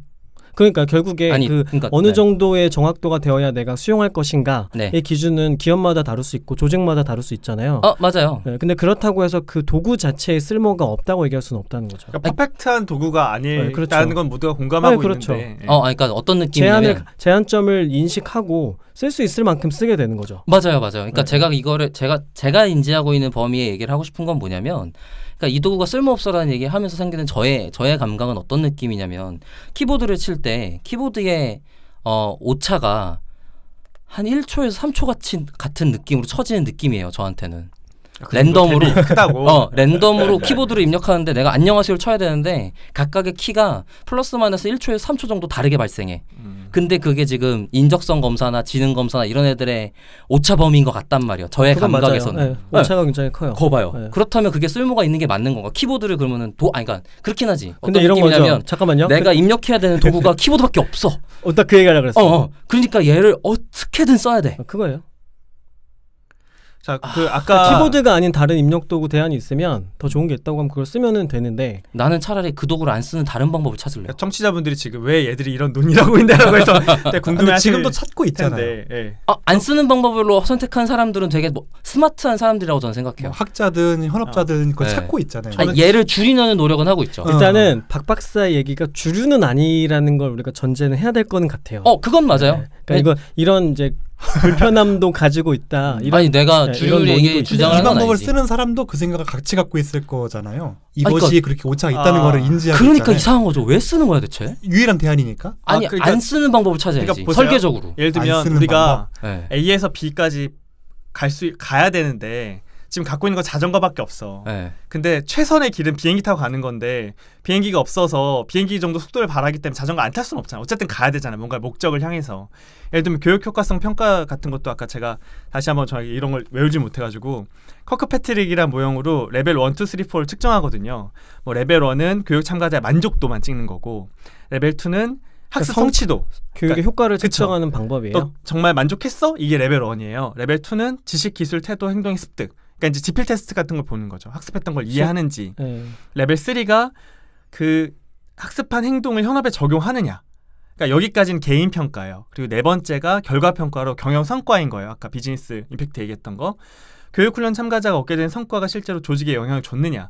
근데 이건 측정할 수가 있어요. 왜냐하면 교육한 실험군과 교육하지 않은 대조군을 비교해보면 당연히 측정이 된단 말이에요. 근데 이게 교육이라는 게 비즈니스 성과를 올리는 가장 좋은 방법이 아니라는 건 모두 아는데 근데 왜 써야 되느냐라고 질문한다면 이걸 써야 그 다음에 개선된 모델이 있고 그 다음에 또 개선된 모델이 있고 아무것도 없는 상태에서 완전체를 내놓을 수는 없으니까. 그러니까 박 박사는 지금 그 모델에도 오차가 너무 많고 잘못된 과정이 너무 많은데 왜 굳이 그걸 써야 되냐. 그러니까 이거 말고 차라리 그러니까 아예 새로운 관점으로 가야지. 그러니까 어떤 느낌이냐면 그러니까 이 모델도 발전하고 있어요. 그러니까 모델 발전하는 건 제가 이해가 되는데 그러니까 어떤 느낌이냐면 예를 들어서 길을 가요.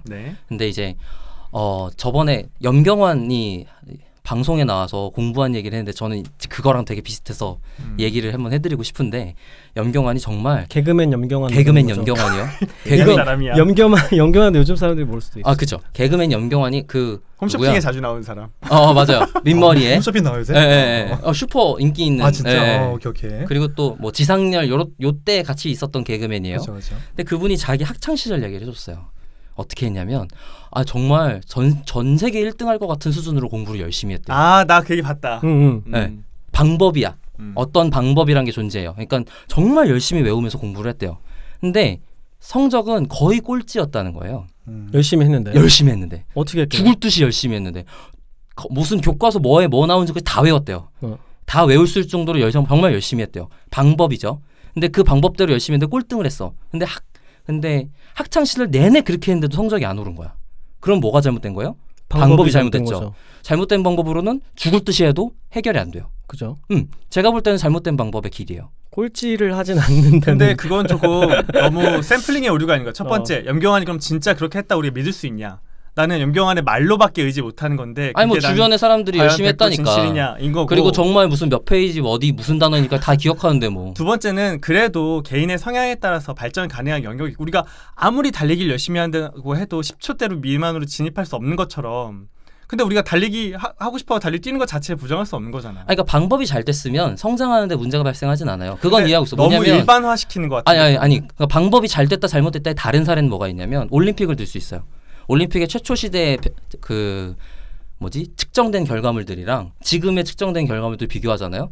그러면 올림픽 최초에 그 당시에는 정말 이 전 세계에서 내놓으라는 능력이 좋은 사람이 한 결과물일 텐데 지금은 뭐 초중고생들이 그냥 연습하면 되는 레벨의 성적이란 말이에요. 그러니까 옳은 방법이라면 성장해요. 그건 저도 단언할 수 있어요. 그런데 지금 아까 말씀하신 것 중에 굉장히 좋은 학업 성취도 평가? 학업 성취에 대해서 누구 말씀해주신 이론에 대해서 그 사람을 깔 건 아니지만 어떤 느낌이 좀 있냐면 그러면 정말 그 측정 도구를 기업에서 활용해서 정말로 모든 그 교육 받았던 사람들의 성취도가 올라가게 증명되어서 지속적으로 발전하고 있는 게 맞냐라고 생각하면 기업의 논리에 의해서 적당히 포장되어서 넘어갔을 가능성이 굉장히 높아 보이거든요. 일단은 저런 연구들은 실증 연구를 통해서 어느 정도 타당화가 되어야만 일반적으로 학계에 알려질 수가 있고 그거를 기업에서 사용할 수 있다는 거는 되게 오랫동안 한번 검증이 되어 왔다는 거예요. 참고로 1960년대 발표해서 계속 검증되고 있는 왜냐하면 이거랑 이런 쪽의 이론들은 워낙에 많거든요. 이론은 너무나 많아요. 그중에서 뭘 선택할 건지는 굉장히 조심스러운 부분이기 때문에 얘기만 듣고 그럴듯하다고 느껴지기 때문에 쓰지는 않는다는 거죠. 그렇진 당연히 않겠죠. 그러니까 제 말은 질문한 게 입증이 되었냐? 라는 질문에 입증이 됐다고 답변을 한 거예요. 저는 입증되지 않았다는 얘기를 한 건 아니고요. 이걸 우리가 여기서 박사님을 설득할 수가 없잖아요. 그죠. 이런 관점도 있다는 걸 우리가 듣는 건데 근데 아까 그 방법 얘기는 염경환이 그 방법이 잘못됐다고도 생각할 수 있지만 저는 무슨 생각이 들었냐면 그 방법을 염경환이 잘못 썼을 수도 있어요. 그치. 무슨 얘기냐면 같은 도구가 있다고 해서 모든 조직이 도구를 좋은 방식으로 효율적인 방식으로 쓰는 건 또 아니거든요. 아, 그건 조금 다른 무슨 얘기냐면 염경환이 만약에 머리가 굉장히 나빴다면 지능이 굉장히 낮았다면 좋은 교육 방법이 있어도 이 사람은 효과를 못 봤을 거예요. 그다음에 그 방법론이 입증된 것, 사람들 사이에서 수용될 만큼의 가치를 지니고 있는 걸 활용했느냐, 그것도 알 수가 없는 거죠. 저는 우리가 우사인 볼트처럼 훈련 받는다고 10초 내로 뛸 수 있는 거 아닙니까? 그렇죠. 아니 물론 어떤 사람의 그 직적인 캐파라는 건 당연히 존재한다고 생각해요. 그러니까 그걸 제가 아까 말했듯이 그 지능 검사는 어느 정도 훈련 가능한 레벨의 범위라는 게 있다고 제가 얘기했잖아요. 그인지를 제가 모르는 건 아니라고요. 당연히 슈퍼 천재들은 있어요. 그건 그건 다른 문제예요. 근데 이제 이게 성장 가능한 방식으로 측정하려고 노력하는가라는 범위에서 그게 실제로 측정하는 게 비용 편익적으로 가치가 있는가라고 하면 저는 그게 아닌 것 같은 거죠. 그게 가치가 있어서 쓴다는 것이고, 그러면 일단 지능검사 얘기는 나중에 제가 그리고 그 선발 도구를 다룰 때 지능검사 얘기만 따로 한 번 더 하기는 할 거예요. 그때 얘기가 조금 나오면 재밌을 것 같아요. 그럼 박 박사 한 번만 공격해 볼게요. 박 박사 이야기는 약간 왜냐하면 무용론이기 때문에 무용론에는 어떤 이야기를 대도 사실은 설득은 안 돼요. 그렇죠. 그렇죠. 네. 근데 박 박사한테 그럼 물어보면 박 박사의 지금 인생 중에 선택한 것과 돈을 투자하는 것들은 다 완벽하게 증명되고 박 박사가 납득할 수 있는 그 시스템 안에서 의사결정을 내린 거예요? 예를 들면 차라리 전 이렇게 질문하고 대학원에 간 거라든지 박 박사 인생에다가 그거를 두지 말고 왜냐면 개인적인 체험이니까 내가 믿는 말고 이론을 내가 이렇게 실제로 의사결정해야 그게 이론과 행동이 일치되는 거지.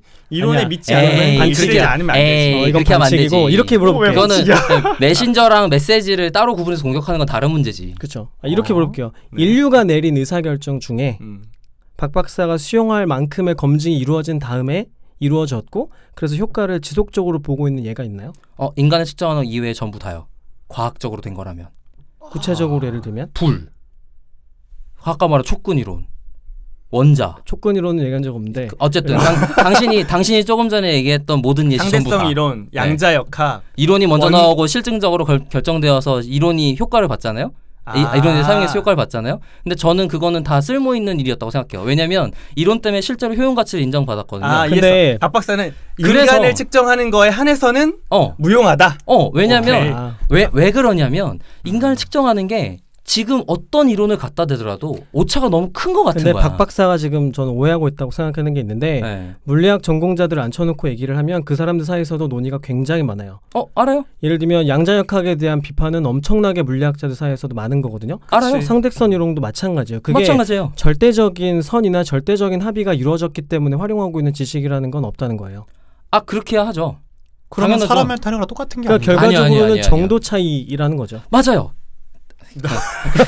오차 범위가 차이다? 네, 오차 범위가 차이예요. 오차 범위가 완전 무결하진 않아도 당연히 완전 그 정도 무결하지 수준의 오차는 수용할 수 있으나 그럼요. 사람의 측정에서 오차 범위가 너무 커서 아니 지금까지 증명된 게 사람의 측정은 오차 범위가 클 수밖에 없다였어요. 제가 볼 때는. 근데 나는 약간 위험하다고 생각된 게 우리가 냈다 여기에 극한까지 공부를 해보지 않았잖아요. 그러니까 사실은 박 박사 저렇게 단호하게 얘기해도 우리는 방어할 수 없고 그렇게 모르는 사례 가지고 우리가 일반론으로 그러니까 우리 넷 중에 진짜 나 그거 자신 있게 대답할 수 있어라는 사람 한 명도 없단 말이에요. 그러니까 이제 물리학계에 대해서요. 그렇게 대해서 우리가 방어할 수도 없고 그렇다고 그게 맞다고 동의하기도 어렵고 조금 애매한. 근데 이건 동의했는데 뭐. 아니 인간 측정에 대해서도 정말 인간 측정에 정말 모든 것들을 다 시도해보고 검증해보고 예를 들면 박 박사 얘기하는 것처럼 현실과의 갭이 이만큼 크기 때문에 믿을 수 없어라는 걸 했을 때 그러니까 인간 측정에 대해서 오차가 없어라는 건 저는 어떻게 생각하는 거냐면 그냥 연구 재현성이 굉장히 떨어져요. 말도 안 되게. 그냥 그걸로 끝나요. 뭐가 떨어진다? 연구 재현성. 제가 재현성?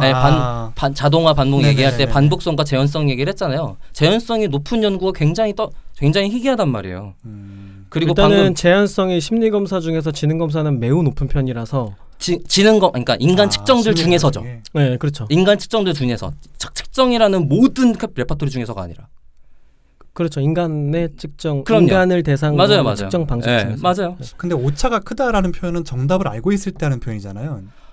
기준점이 있을 때 그러니까 오차가 크다는 거죠. 잠깐만요. 무슨 느낌도 같이 있냐면 제가 질문 하나만 해볼게요. 네, 좋아요. 알았어요. 자, 그러면 인간이라는 속성 자체가 오차를 그렇게 많이 보일 수밖에 없어요. 네. 그러면 지능에 대한 연구는 어떻게 해야 돼요? 그러니까 지능에 대한 연구가 이렇게 뭐라 그래야 돼? 실용성 부분까지 아직 넘으면 안 된다고 생각해요. 제 질문은 그럼 어떻게 연구해야 되냐고 물어본 거예요. 연구는 해야죠. 지능은 어떻게? 조작적 정의도 해야 되고 연구도 해야 돼요. 연구 방법이 잘못되지 현실의 않았어요. 문제를 해결하기 위해서 너무 안 쓰면 된다고. 안 된다? 네, 아직은 그렇게는 너무 오차가 커요. 아 그렇게 그러면- 측정된 결과로 현실 네. 문제를 해결해서는 안 된다. 네, 네. 그가 조직의 무언가로 사용하면 안 된다고. 그러니까 연구에 반대하는 게 아니라 연구에 반대하는 게 현실 아니에요. 문제를 해결하는 데 오면 안 된다. 얘가 쓸모 있으니까 갖다 써야지 레벨로 넘어오면 안 된다고. 그러면 제가 질문 하나 더 드릴게요. 네. 예를 들면 군대에 입대할 사람을 판단할 때 지능 검사를 쓰거든요. 그거는 장교 측정하려고 했던 거니까. 네.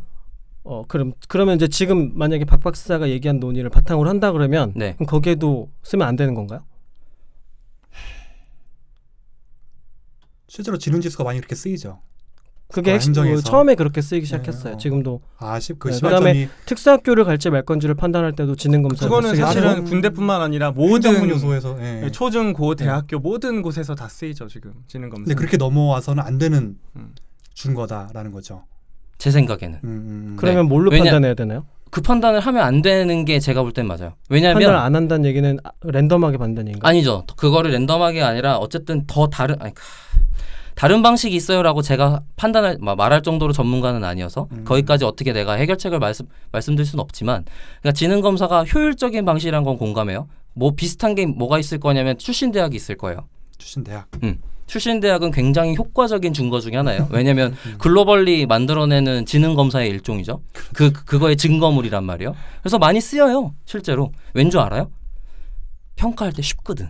내가 전문가가 아니어도 되니까. 잠깐 딴 얘기로 가지 말고 네. 제 질문은 뭐였냐면, 그래서 지능 검사를 만약에 안 쓴다 그러면 네. 그런 의사결정을 해야 되는 사람이라고 했을 때 잠시만요. 어떻게 해야 계속 되는가? 지금 얘기할 때 가장 효과적인 방식이 지능 검사여서 어떤 논의를 하든 지능 검사로만 계속 몰고 계시긴 하는데 예를 드는 거 왜냐하면 네. 심리 검사 중에서 학자들이 가장 공통적으로 신뢰하는 도구고 네네네. 오랫동안 많이 쓰여온 타당도와 신뢰도가 확인된 도구이기 때문에 네네네. 근데 그것마저도 오차는 분명히 되게 크거든요. 그렇죠. 이거를 검증하고 넘어가야 나머지가 해결이 되는데 이거 가장 타당도가 높은 검증 도구마저 무용하면 그러니까 아무것도 뭐 이렇게 이제 얘기할 수 있죠. 심리학자들이 의미가 만든 없는 거지. 도구 중에 제일 쓸모가 확인된 거라서 네, 그러니까 이것도- 자꾸 이걸로 검증하고 싶은 이것도 거지. 안 된다 그러면 다른 논의들은 더 어려워지는 거니까. 사실 그러면 박 박사의 이야기는 지금 제가 몸담고 있는 HR 자체의 무용론이에요. 왜냐하면 그렇죠. 인간은 측정하고 관리될 수 있다는 전제가 있기 때문에 관리하는 휴먼 모든 리소스 행위가 무의한 매니지먼트라는 거죠. 게 있는 거거든요. 그러니까 이 학문과 이 분야 자체는 사실은 의미가 없다라는 그걸로 갈 수밖에 없거든요. 그렇죠. 그럼 평가는 어떻게 하고 선발은 어떻게 하고?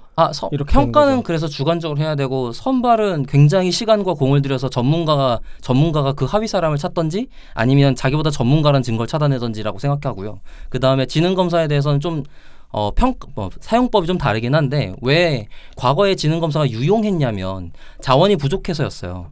왜냐면 답을 회피하시는 거 같은데. 자 그러면 우리 유용해. 여기까지만 정리하고 잠깐만 대답 마무리할게요. 네, 요거까지만 하고 지능 검사는 유용했다고 생각해요. 아니 제 질문은 뭐였냐면 지금 어떻게 해야 되냐고요. 지금은 그러면 안 된다고 생각해요. 그러니까 안 되면 뭘 해야 되냐고. 그러니까 지능을 기준으로 사람을 선발하면 안 된다고. 그러니까 그럼 어떻게 해야 되냐고요. 그러니까 선발의 행위에서 지능에 들어가면 안 된다고요. 그러니까 군에 입대를 시킬 건지 말 건지 판단해야 되는데 어떻게 하겠냐고. 그러니까 대안이 있냐? 대안은 어떻게 있냐? 하면 좋냐고. 지능 검사가 오차가 이게 커. 없으면 사회 시스템이 무너지기 때문에 이거에 대한 대안이 있냐?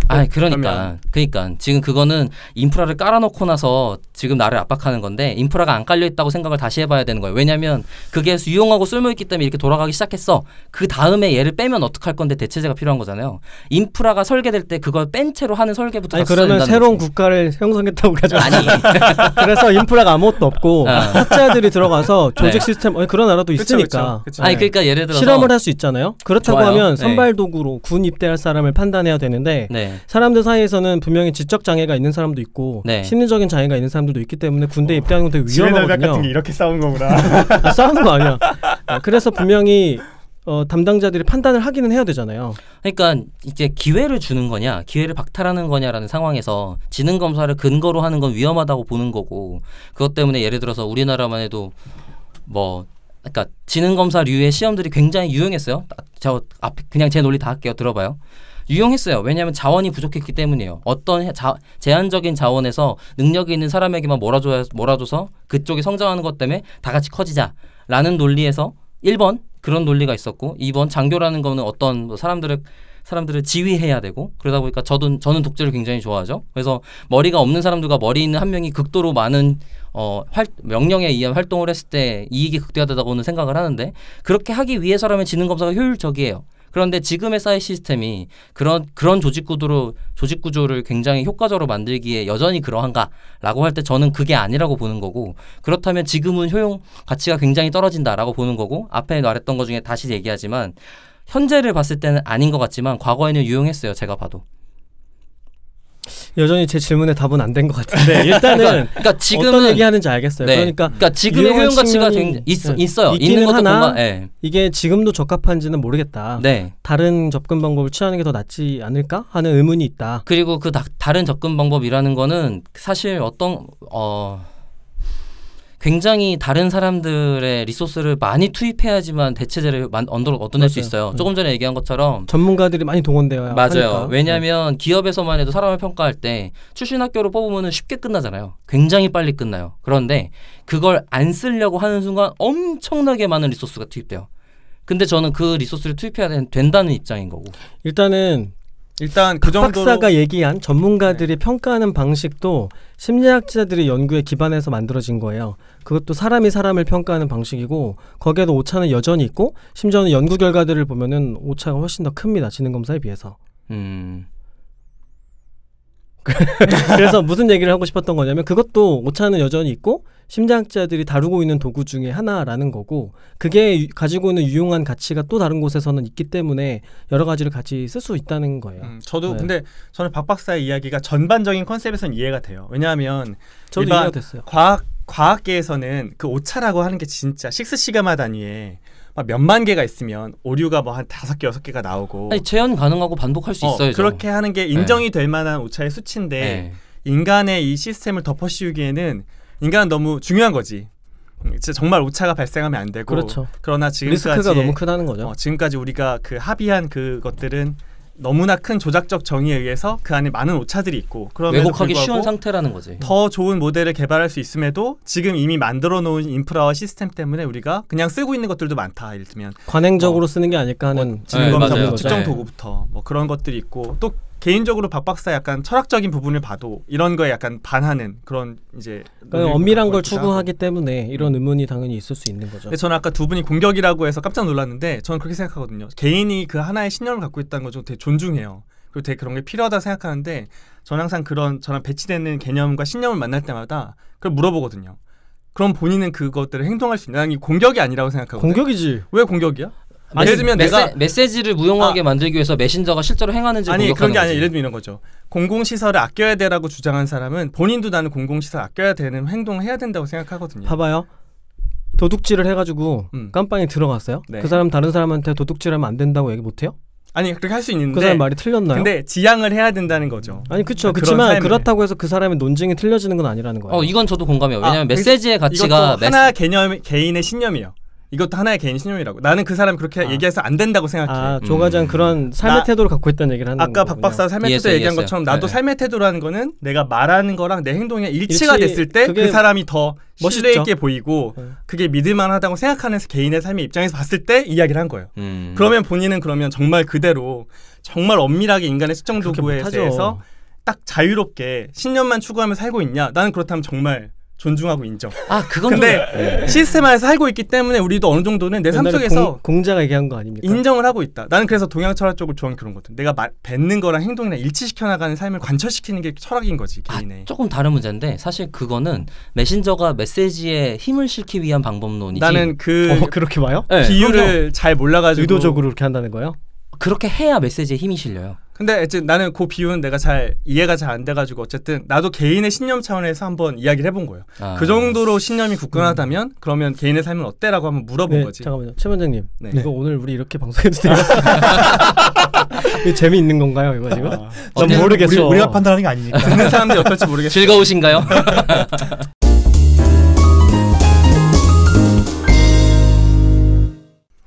그 다음에 이제 세 번째 문제 제기는 이렇게 볼 수 있어요. 우리가 어떤 한 가지 현상에 대해서 수용할 만한 단일한 이론이 없는 상태인데 이론을 수용할 수 있는가? 신뢰할 수 있는가? 그러니까 어떤 한 가지 현상을 두고 어떤 설명을 하면 여러 가지가 있을 수 있잖아요. 여러 가지 이론이 있을 수 있고 그러면 어떤 이론이 맞는지 뭘 선택하고 뭘 탈락시켜야 되는지 이렇게 논쟁하게 되는 거죠. 예를 들면 우리가 이제 직무수행이라고 했을 때 증거가 하나가 아니라 여러 가지가 있었잖아요. 예를 들면 뭐 상사평가도 있었고 매출도 있었고 생산량도 있었고 여러 가지가 있는데 그럼 이제 이런 비판들이 생기는 거죠.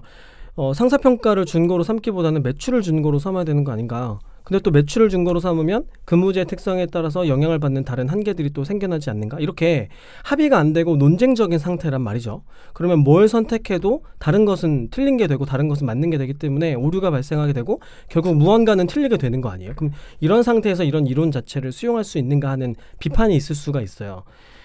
사실 이거는 이제 이론론적인 관점의 비판인 거예요. 그러니까 무슨 얘기냐면 어떤 현상에는 단 하나의 핵심적이고 분명한 원인이 있을 거라고 생각을 하는 거예요. 그러니까 옳은 이론이 존재한다 그러면 다른 이론은 틀릴 수밖에 없다는 거죠. 그러니까 사실 과거에 학계에 이런 이론론적인 관점이 있었고 또 이것과 관련된 논쟁들도 많이 있었어요. 대표적인 거는 빛은 입자인가 파동인가. 그렇죠? 근본적으로 입자인가 파동인가. 입자라고 보는 학자도 있었고 파동이라고 보는 학자도 있었어요. 19세기까지 고전역학의 중심일 때는 이게 서로 양립할 수가 없는 거였어요. 그래서 그냥 각각 학자들이 자기의 관점을 고수하고 연구를 진행하고 그쪽의 지식들을 계속 발전시켜 나갔어요. 근데 이게 각각의 이론이 나름의 방식으로 현상을 잘 설명했고 둘 다 문제 해결하는데 유용하게 활용이 돼 왔던 거예요. 그러니까 이게 합의가 도출되지 않았지만 각각의 입장을 가진 학자들이 서로 다른 방식으로 계속 지식을 정교화해 왔다는 거예요. 그러니까 과학은 한 현상을 두고 서로 다른 이론이 있을 때 합의 없이 각자 이론을 발전시키고 문제를 해결할 수 있다는 거예요. 그러니까 통합되지 않아도 다 이론들이 각각이 다 유용할 수 있다는 거죠. 그래서 나중에는 이게 하나로 통합되기도 하고 아니면 끝까지 통합 안 되고 따로 발전해 나가기도 하는 거죠. 예를 들면 빛이 입자인지 파동인지 이거는 합의가 됐죠. 지금 이제 20세기가 되어가지고 양자역학이 등장한 이후에 빛은 입자인 동시에 파동이라는 두 가지 성질을 모두 다 지닌 것으로 이제 사람들 사이에 너도 맞고 너도 맞다. 합의가 너도 맞고 너도 맞다죠. 이왕되게 왜냐면 둘 다 실험적으로 증명이 되기 때문에. 그다음에 예를 들면 심리학 쪽에서는 이제 우울증이라는 개념이 있는데 이것도 학자들마다 다 다르게 해석을 하거든요. 예를 들면 신경생리학이나 뇌과학 쪽에서는 이제 생물학적인 메커니즘으로 설명을 하는 거죠. 세로토닌이 결핍돼서 그렇다. 그럼 여기서는 치료를 한다 그러면 약물 치료를 하게 되는 거죠. 세로토닌에 첨부하나요? 네? 세로토닌을 첨부하나요? 무슨 말이에요? 그게 부족하기 때문에 나타나는 거라면서요. 세로토닌을 적정한 수준으로 이렇게 나올 수 있게 만들어주는 약을 먹는 거예요. 호르몬을 먹는다기보다는. 예. 그다음에 행동주의 심리학, 학습 심리학 이쪽에서는 통제할 수 없는 부정적인 자극이 반복돼서 학습된 무기력이 생겼기 때문에 우울증이 된다. 이렇게 설명을 해요. 그럼 여기서는 이제 어떻게 이거를 이제 치료를 하냐면 통제할 수 있는 성공 경험을 반복해서 하게 하는 거예요. 그다음에 인지심리학 쪽에서는 현상을 비관적으로 해석하는 인지체계 때문에 우울증이 발생한다고 해석을 합니다. 그럼 여기서는 생각하는 방식을 교정하는 연습을 하게 하는 거예요. 각자가 모두 유용하고 환자의 상황이나 특성에 따라서 서로 다른 방법이 효과적일 수도 있어요. 그리고 심지어는 동시에 여러 가지 관점으로 치료를 병행해서 진행하기도 합니다. 그러니까 무슨 얘기냐면 여러 가지 관점이 서로 다르게 있다고 하더라도 이걸 다 우리가 활용할 수 있다는 거예요. 그러니까 지능도 마찬가지예요. 지능에 관련된 여러 가지 이론들이 있는데 대표적인 거는 웩슬러의 일반 지능 이론이 있어요. 이건 뭐냐면 단일한 하나의 기본적인 지능이라는 개념이 존재한다는 거예요.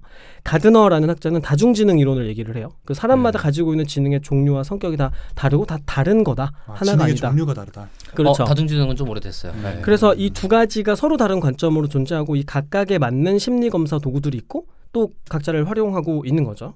그래서 예전에는 과학계에 이론론적인 입장이 있었고 어떤 현상에는 유일한 궁극적인 원리나 개념이 있었다고 봤지만 그리고 이제 거기서는 이렇게 생각한 거죠.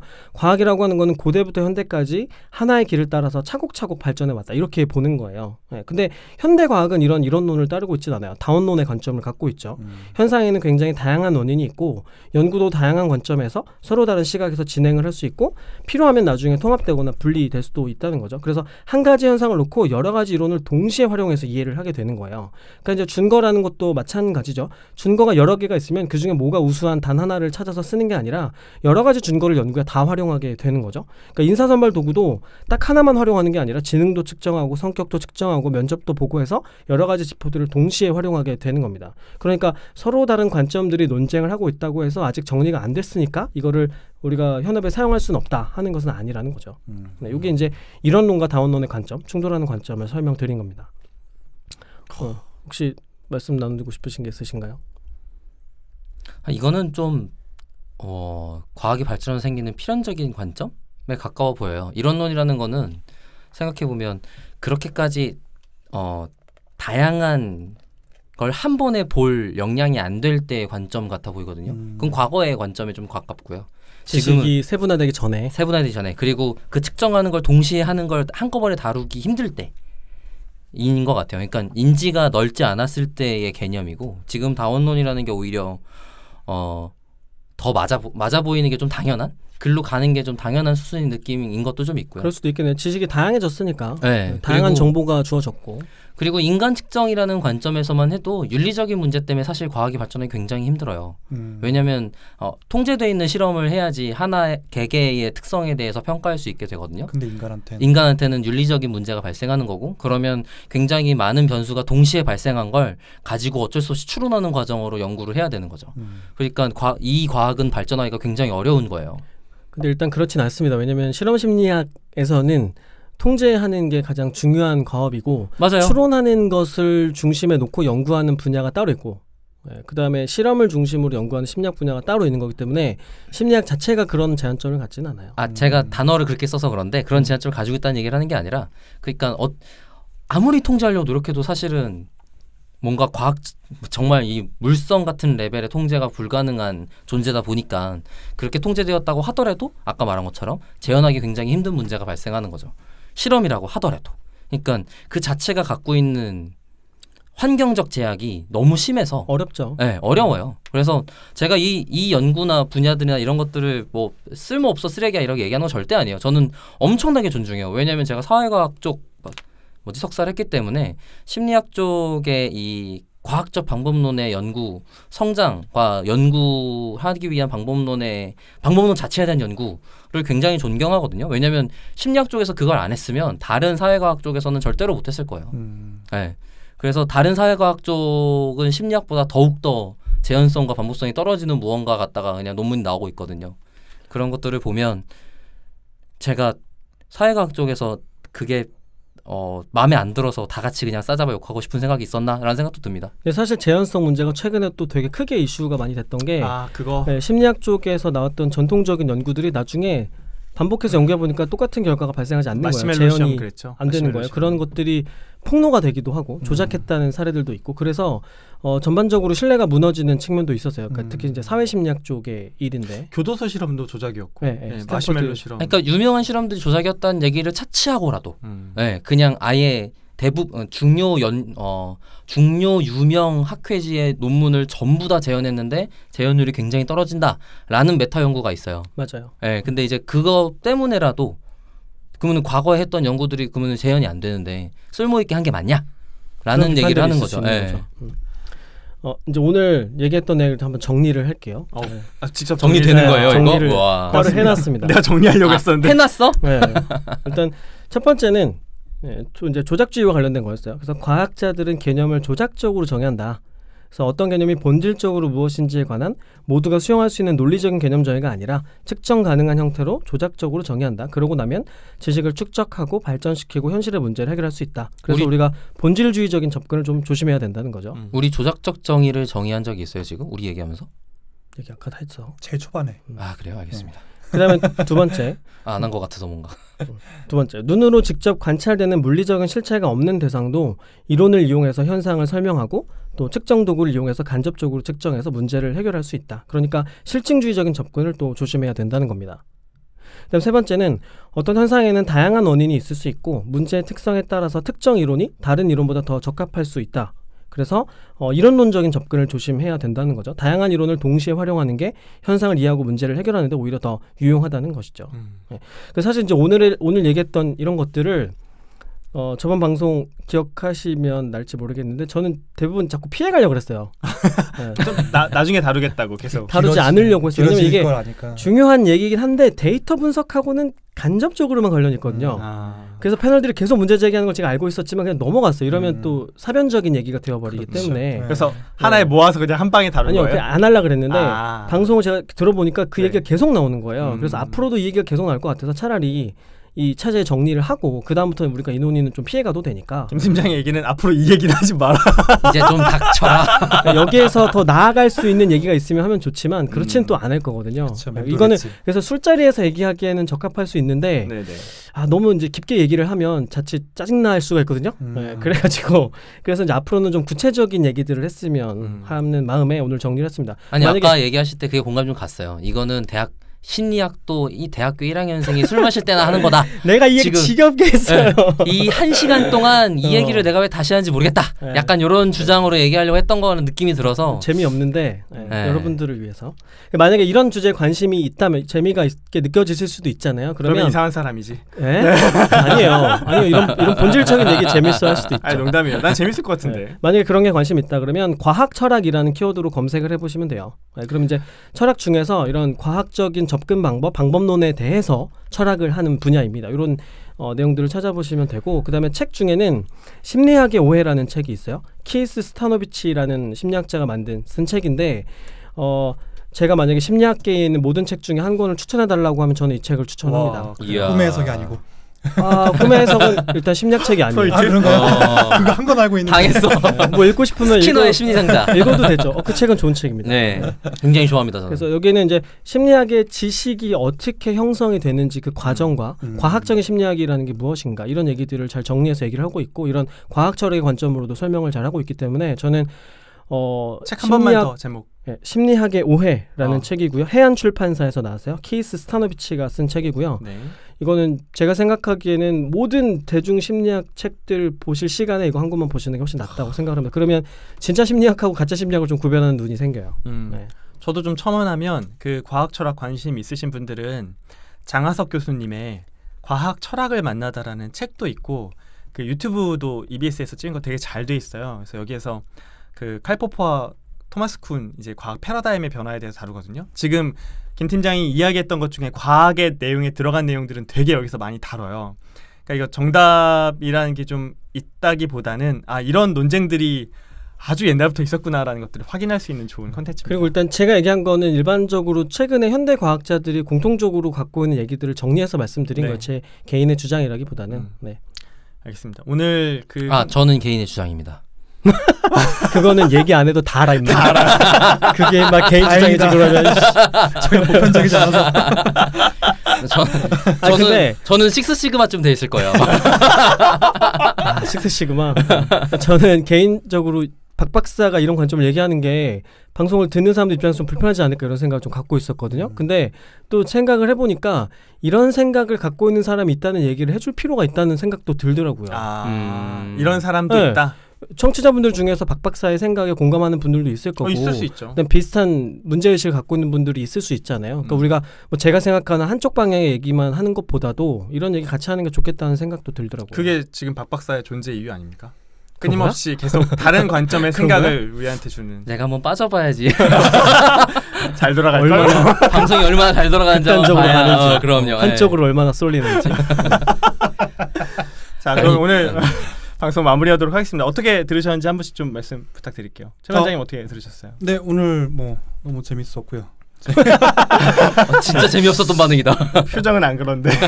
아니 아까 솔직히 열띤 논쟁을 할 때 되게 이런 논쟁을 되게 싫어하는 타입이고 저 같은 경우에는 싫어하는 타입인데 근데 논쟁의 막판에 가서는 이 과정이 결국에는 다음 모델을 만드는 과정이겠구나라는 생각이 들더라고요. 어쨌든 개선된 모델을 찾고자 하는 하나의 과정인 것 같기도 하고 그리고 또 이제 지나서 곰곰이 생각해 보니까 다들 같은 의견인데 다른 얘기를 하고 있는 것 같아서 실제 그럴 수도 있어요. 맞아요. 본질적으로는 지능이 무엇인지 지능 검사는 지능을 측정하는 도구로서 최적인지 뭐 이런 것들은 같은 생각인 것 같은데 어쨌든 그런 것들에 대해서 한번 이렇게 깊이 생각해 볼 수 있는 좋은 시간이었던 것 같습니다. 요약하면 니들 때문에 힘들었다. 나니까 참아줬다. 이래놓고 알아서 편집하라고. 적당해 임마 이런 거죠. 오늘 근데 들으시면서 굉장히 편집점 잡으시는 고생 많으시겠어요. 계속 그거 생각하시고 이런 때 오히려 편하게 그냥 포기하면 되니까. 다 올리면 되지 뭐. 욕은 우리가 먹고. 자, 박 박사님은 어떻게 들으셨어요? 저는 김 팀장이 생각했던 저에게 얘기했던 무언가가 실체가 좀 보여서 그게 뭐예요? 구체적으로 무언가가 실체가 보인다는 얘기는 그러니까 뭐예요? 김 팀장이 저한테 제가 이런 거에 대해서 마음에 안 든다, 불만이다, 이상하다라고 얘기할 때마다 다 얘기해 줄게요라고 말해놓고 얘기를 안 하다가 그 얘기가 오늘 그 얘기를 드디어 오늘 한 거예요. 근데 그 얘기의 범위가 저의 엄청 뛰어난 예상 밖의 범위의 얘기가 아니라 그냥 제가 알고 있는 내용의 내 손바닥 하나 했다는 걸 느끼고 나서 아주 안심을 하고 역시 달라지지 않구나, 벗어나지 않는구나. 뭐야 저거는 마무리가. 약간 안심을 한 거구나. 그리고 어떤 근거로 그 얘기를 하는 건가를 알게 돼서 좀 편해진 느낌이 있어요. 그 얘기 정리한 겁니다. 그 얘기 정리하시고 싶어 하신 것 같고. 사실은 그리고 박 박사를 위한 특집이었어. 맞아요. 그렇구만. 우린 이용된 한 사람을 거네. 위한.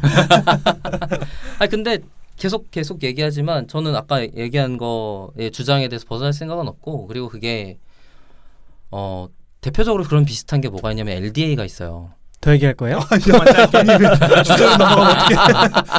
나중에 얘기합시다. 자기 콘텐츠로 만들고 있어. 나중에 얘기합시다. 네, 알았어요. 어쨌든 그런 것처럼 좀 뭔가 다 같이 그래도 뭔가 쓸 때 비판적으로 쓰려고 노력하는 걸 아니면 관성적으로 넘어오는 것들도 한번 확인해보는 과정을 해볼 필요가 있지 않나. 왜냐하면 운영으로 넘어가는 순간 무비판될 가능성이 굉장히 높거든요. 그게 다 이제 뭔가 도태되는 활동의 일환이라서 그런 것들은 좀 열심히 해볼 필요가 있지 않나 라는 걸로 저의 존재의 이의를 남겨보는 걸로 만족하겠습니다. 네. 존재의 의. 저도 오늘 재밌게 들었고요. 저는 사실은 김 팀장이 하는 이야기들이 대부분 저도 공부했던 범위 안에서의 이론들이었기 때문에 되게 재밌게 들었는데 거기에 박 박사가 반론을 제기한 부분이 되게 재밌어서 신선하고 재밌었어요. 네, 저렇게 생각 안 해봤는데. 그 진짜? 아니 1년 동안 술 마시면서 얘기했다면서 이런 얘기가 나온 적이 없다고? 네 정도는 없어 임마. 그러니까 저는 이 정도. 술 안 먹고 임마. 그러니까 저는 다만 들으면서 조금 불편했던 부분은 일반화하는 거. 안 한다. 그렇게 안 해요.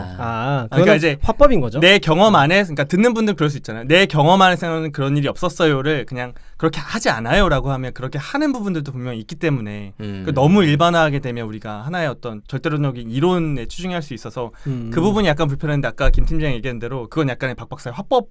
아마 듣는 분들도 다 알고 인지하고 들으시지 않아요? 그래? 아닐 수도 있을 걸. 아니 저는 계속 얘기하잖아요. 제가 말하는 게 다 거짓말이고 사기에 가까우기 때문에 공부하시라고. 저도 소감 얘기하고 싶은 게 있습니다. 네, 지금 타이밍에 이걸 얘기하는 게 좋을지 모르겠는데 이런 논쟁들이 재미없으신 분들은 이번 에피소드 그냥 안 들으셔도 그걸 마지막 얘기하면 어떡하냐. 그러니까 이 타이밍이 맞나 이게? 이걸 들어서 앞에 놔야 되나? 건너뛰세요. 이거만 맨 앞에 놓고 오프닝에 그럼 앞에다가 주의를 하나 넣죠. 이번 에피소드는 이렇게 여기까지 잘라놓고 앞으로 나가면 되겠는데. 오늘 오히려 좀 열띤 토론을 통해서 조금 더 깊이 있게 뭐 데이터 분석이랑 완전 연결되는 직접적인 연결은 없지만 아주 중요한 사전 논의를 우리가 진행해 본 것 같습니다. 다음에는 우리가 직무수행 평가에 대해서 좀 더 구체적으로 들어보겠죠? 네, 이제 구체적으로 업무에서 일어나는 일들을 다루게 될 겁니다. 네, 그러면 저희가 다음에는 직무수행 평가에 대한 조금 더 구체적인 이야기로 오늘의 사변 논의를 정리하고 우리 데이터홀릭은 더 좋은 콘텐츠를 가지고 다음 방송으로 다시 인사드리겠습니다. 감사합니다. 감사합니다.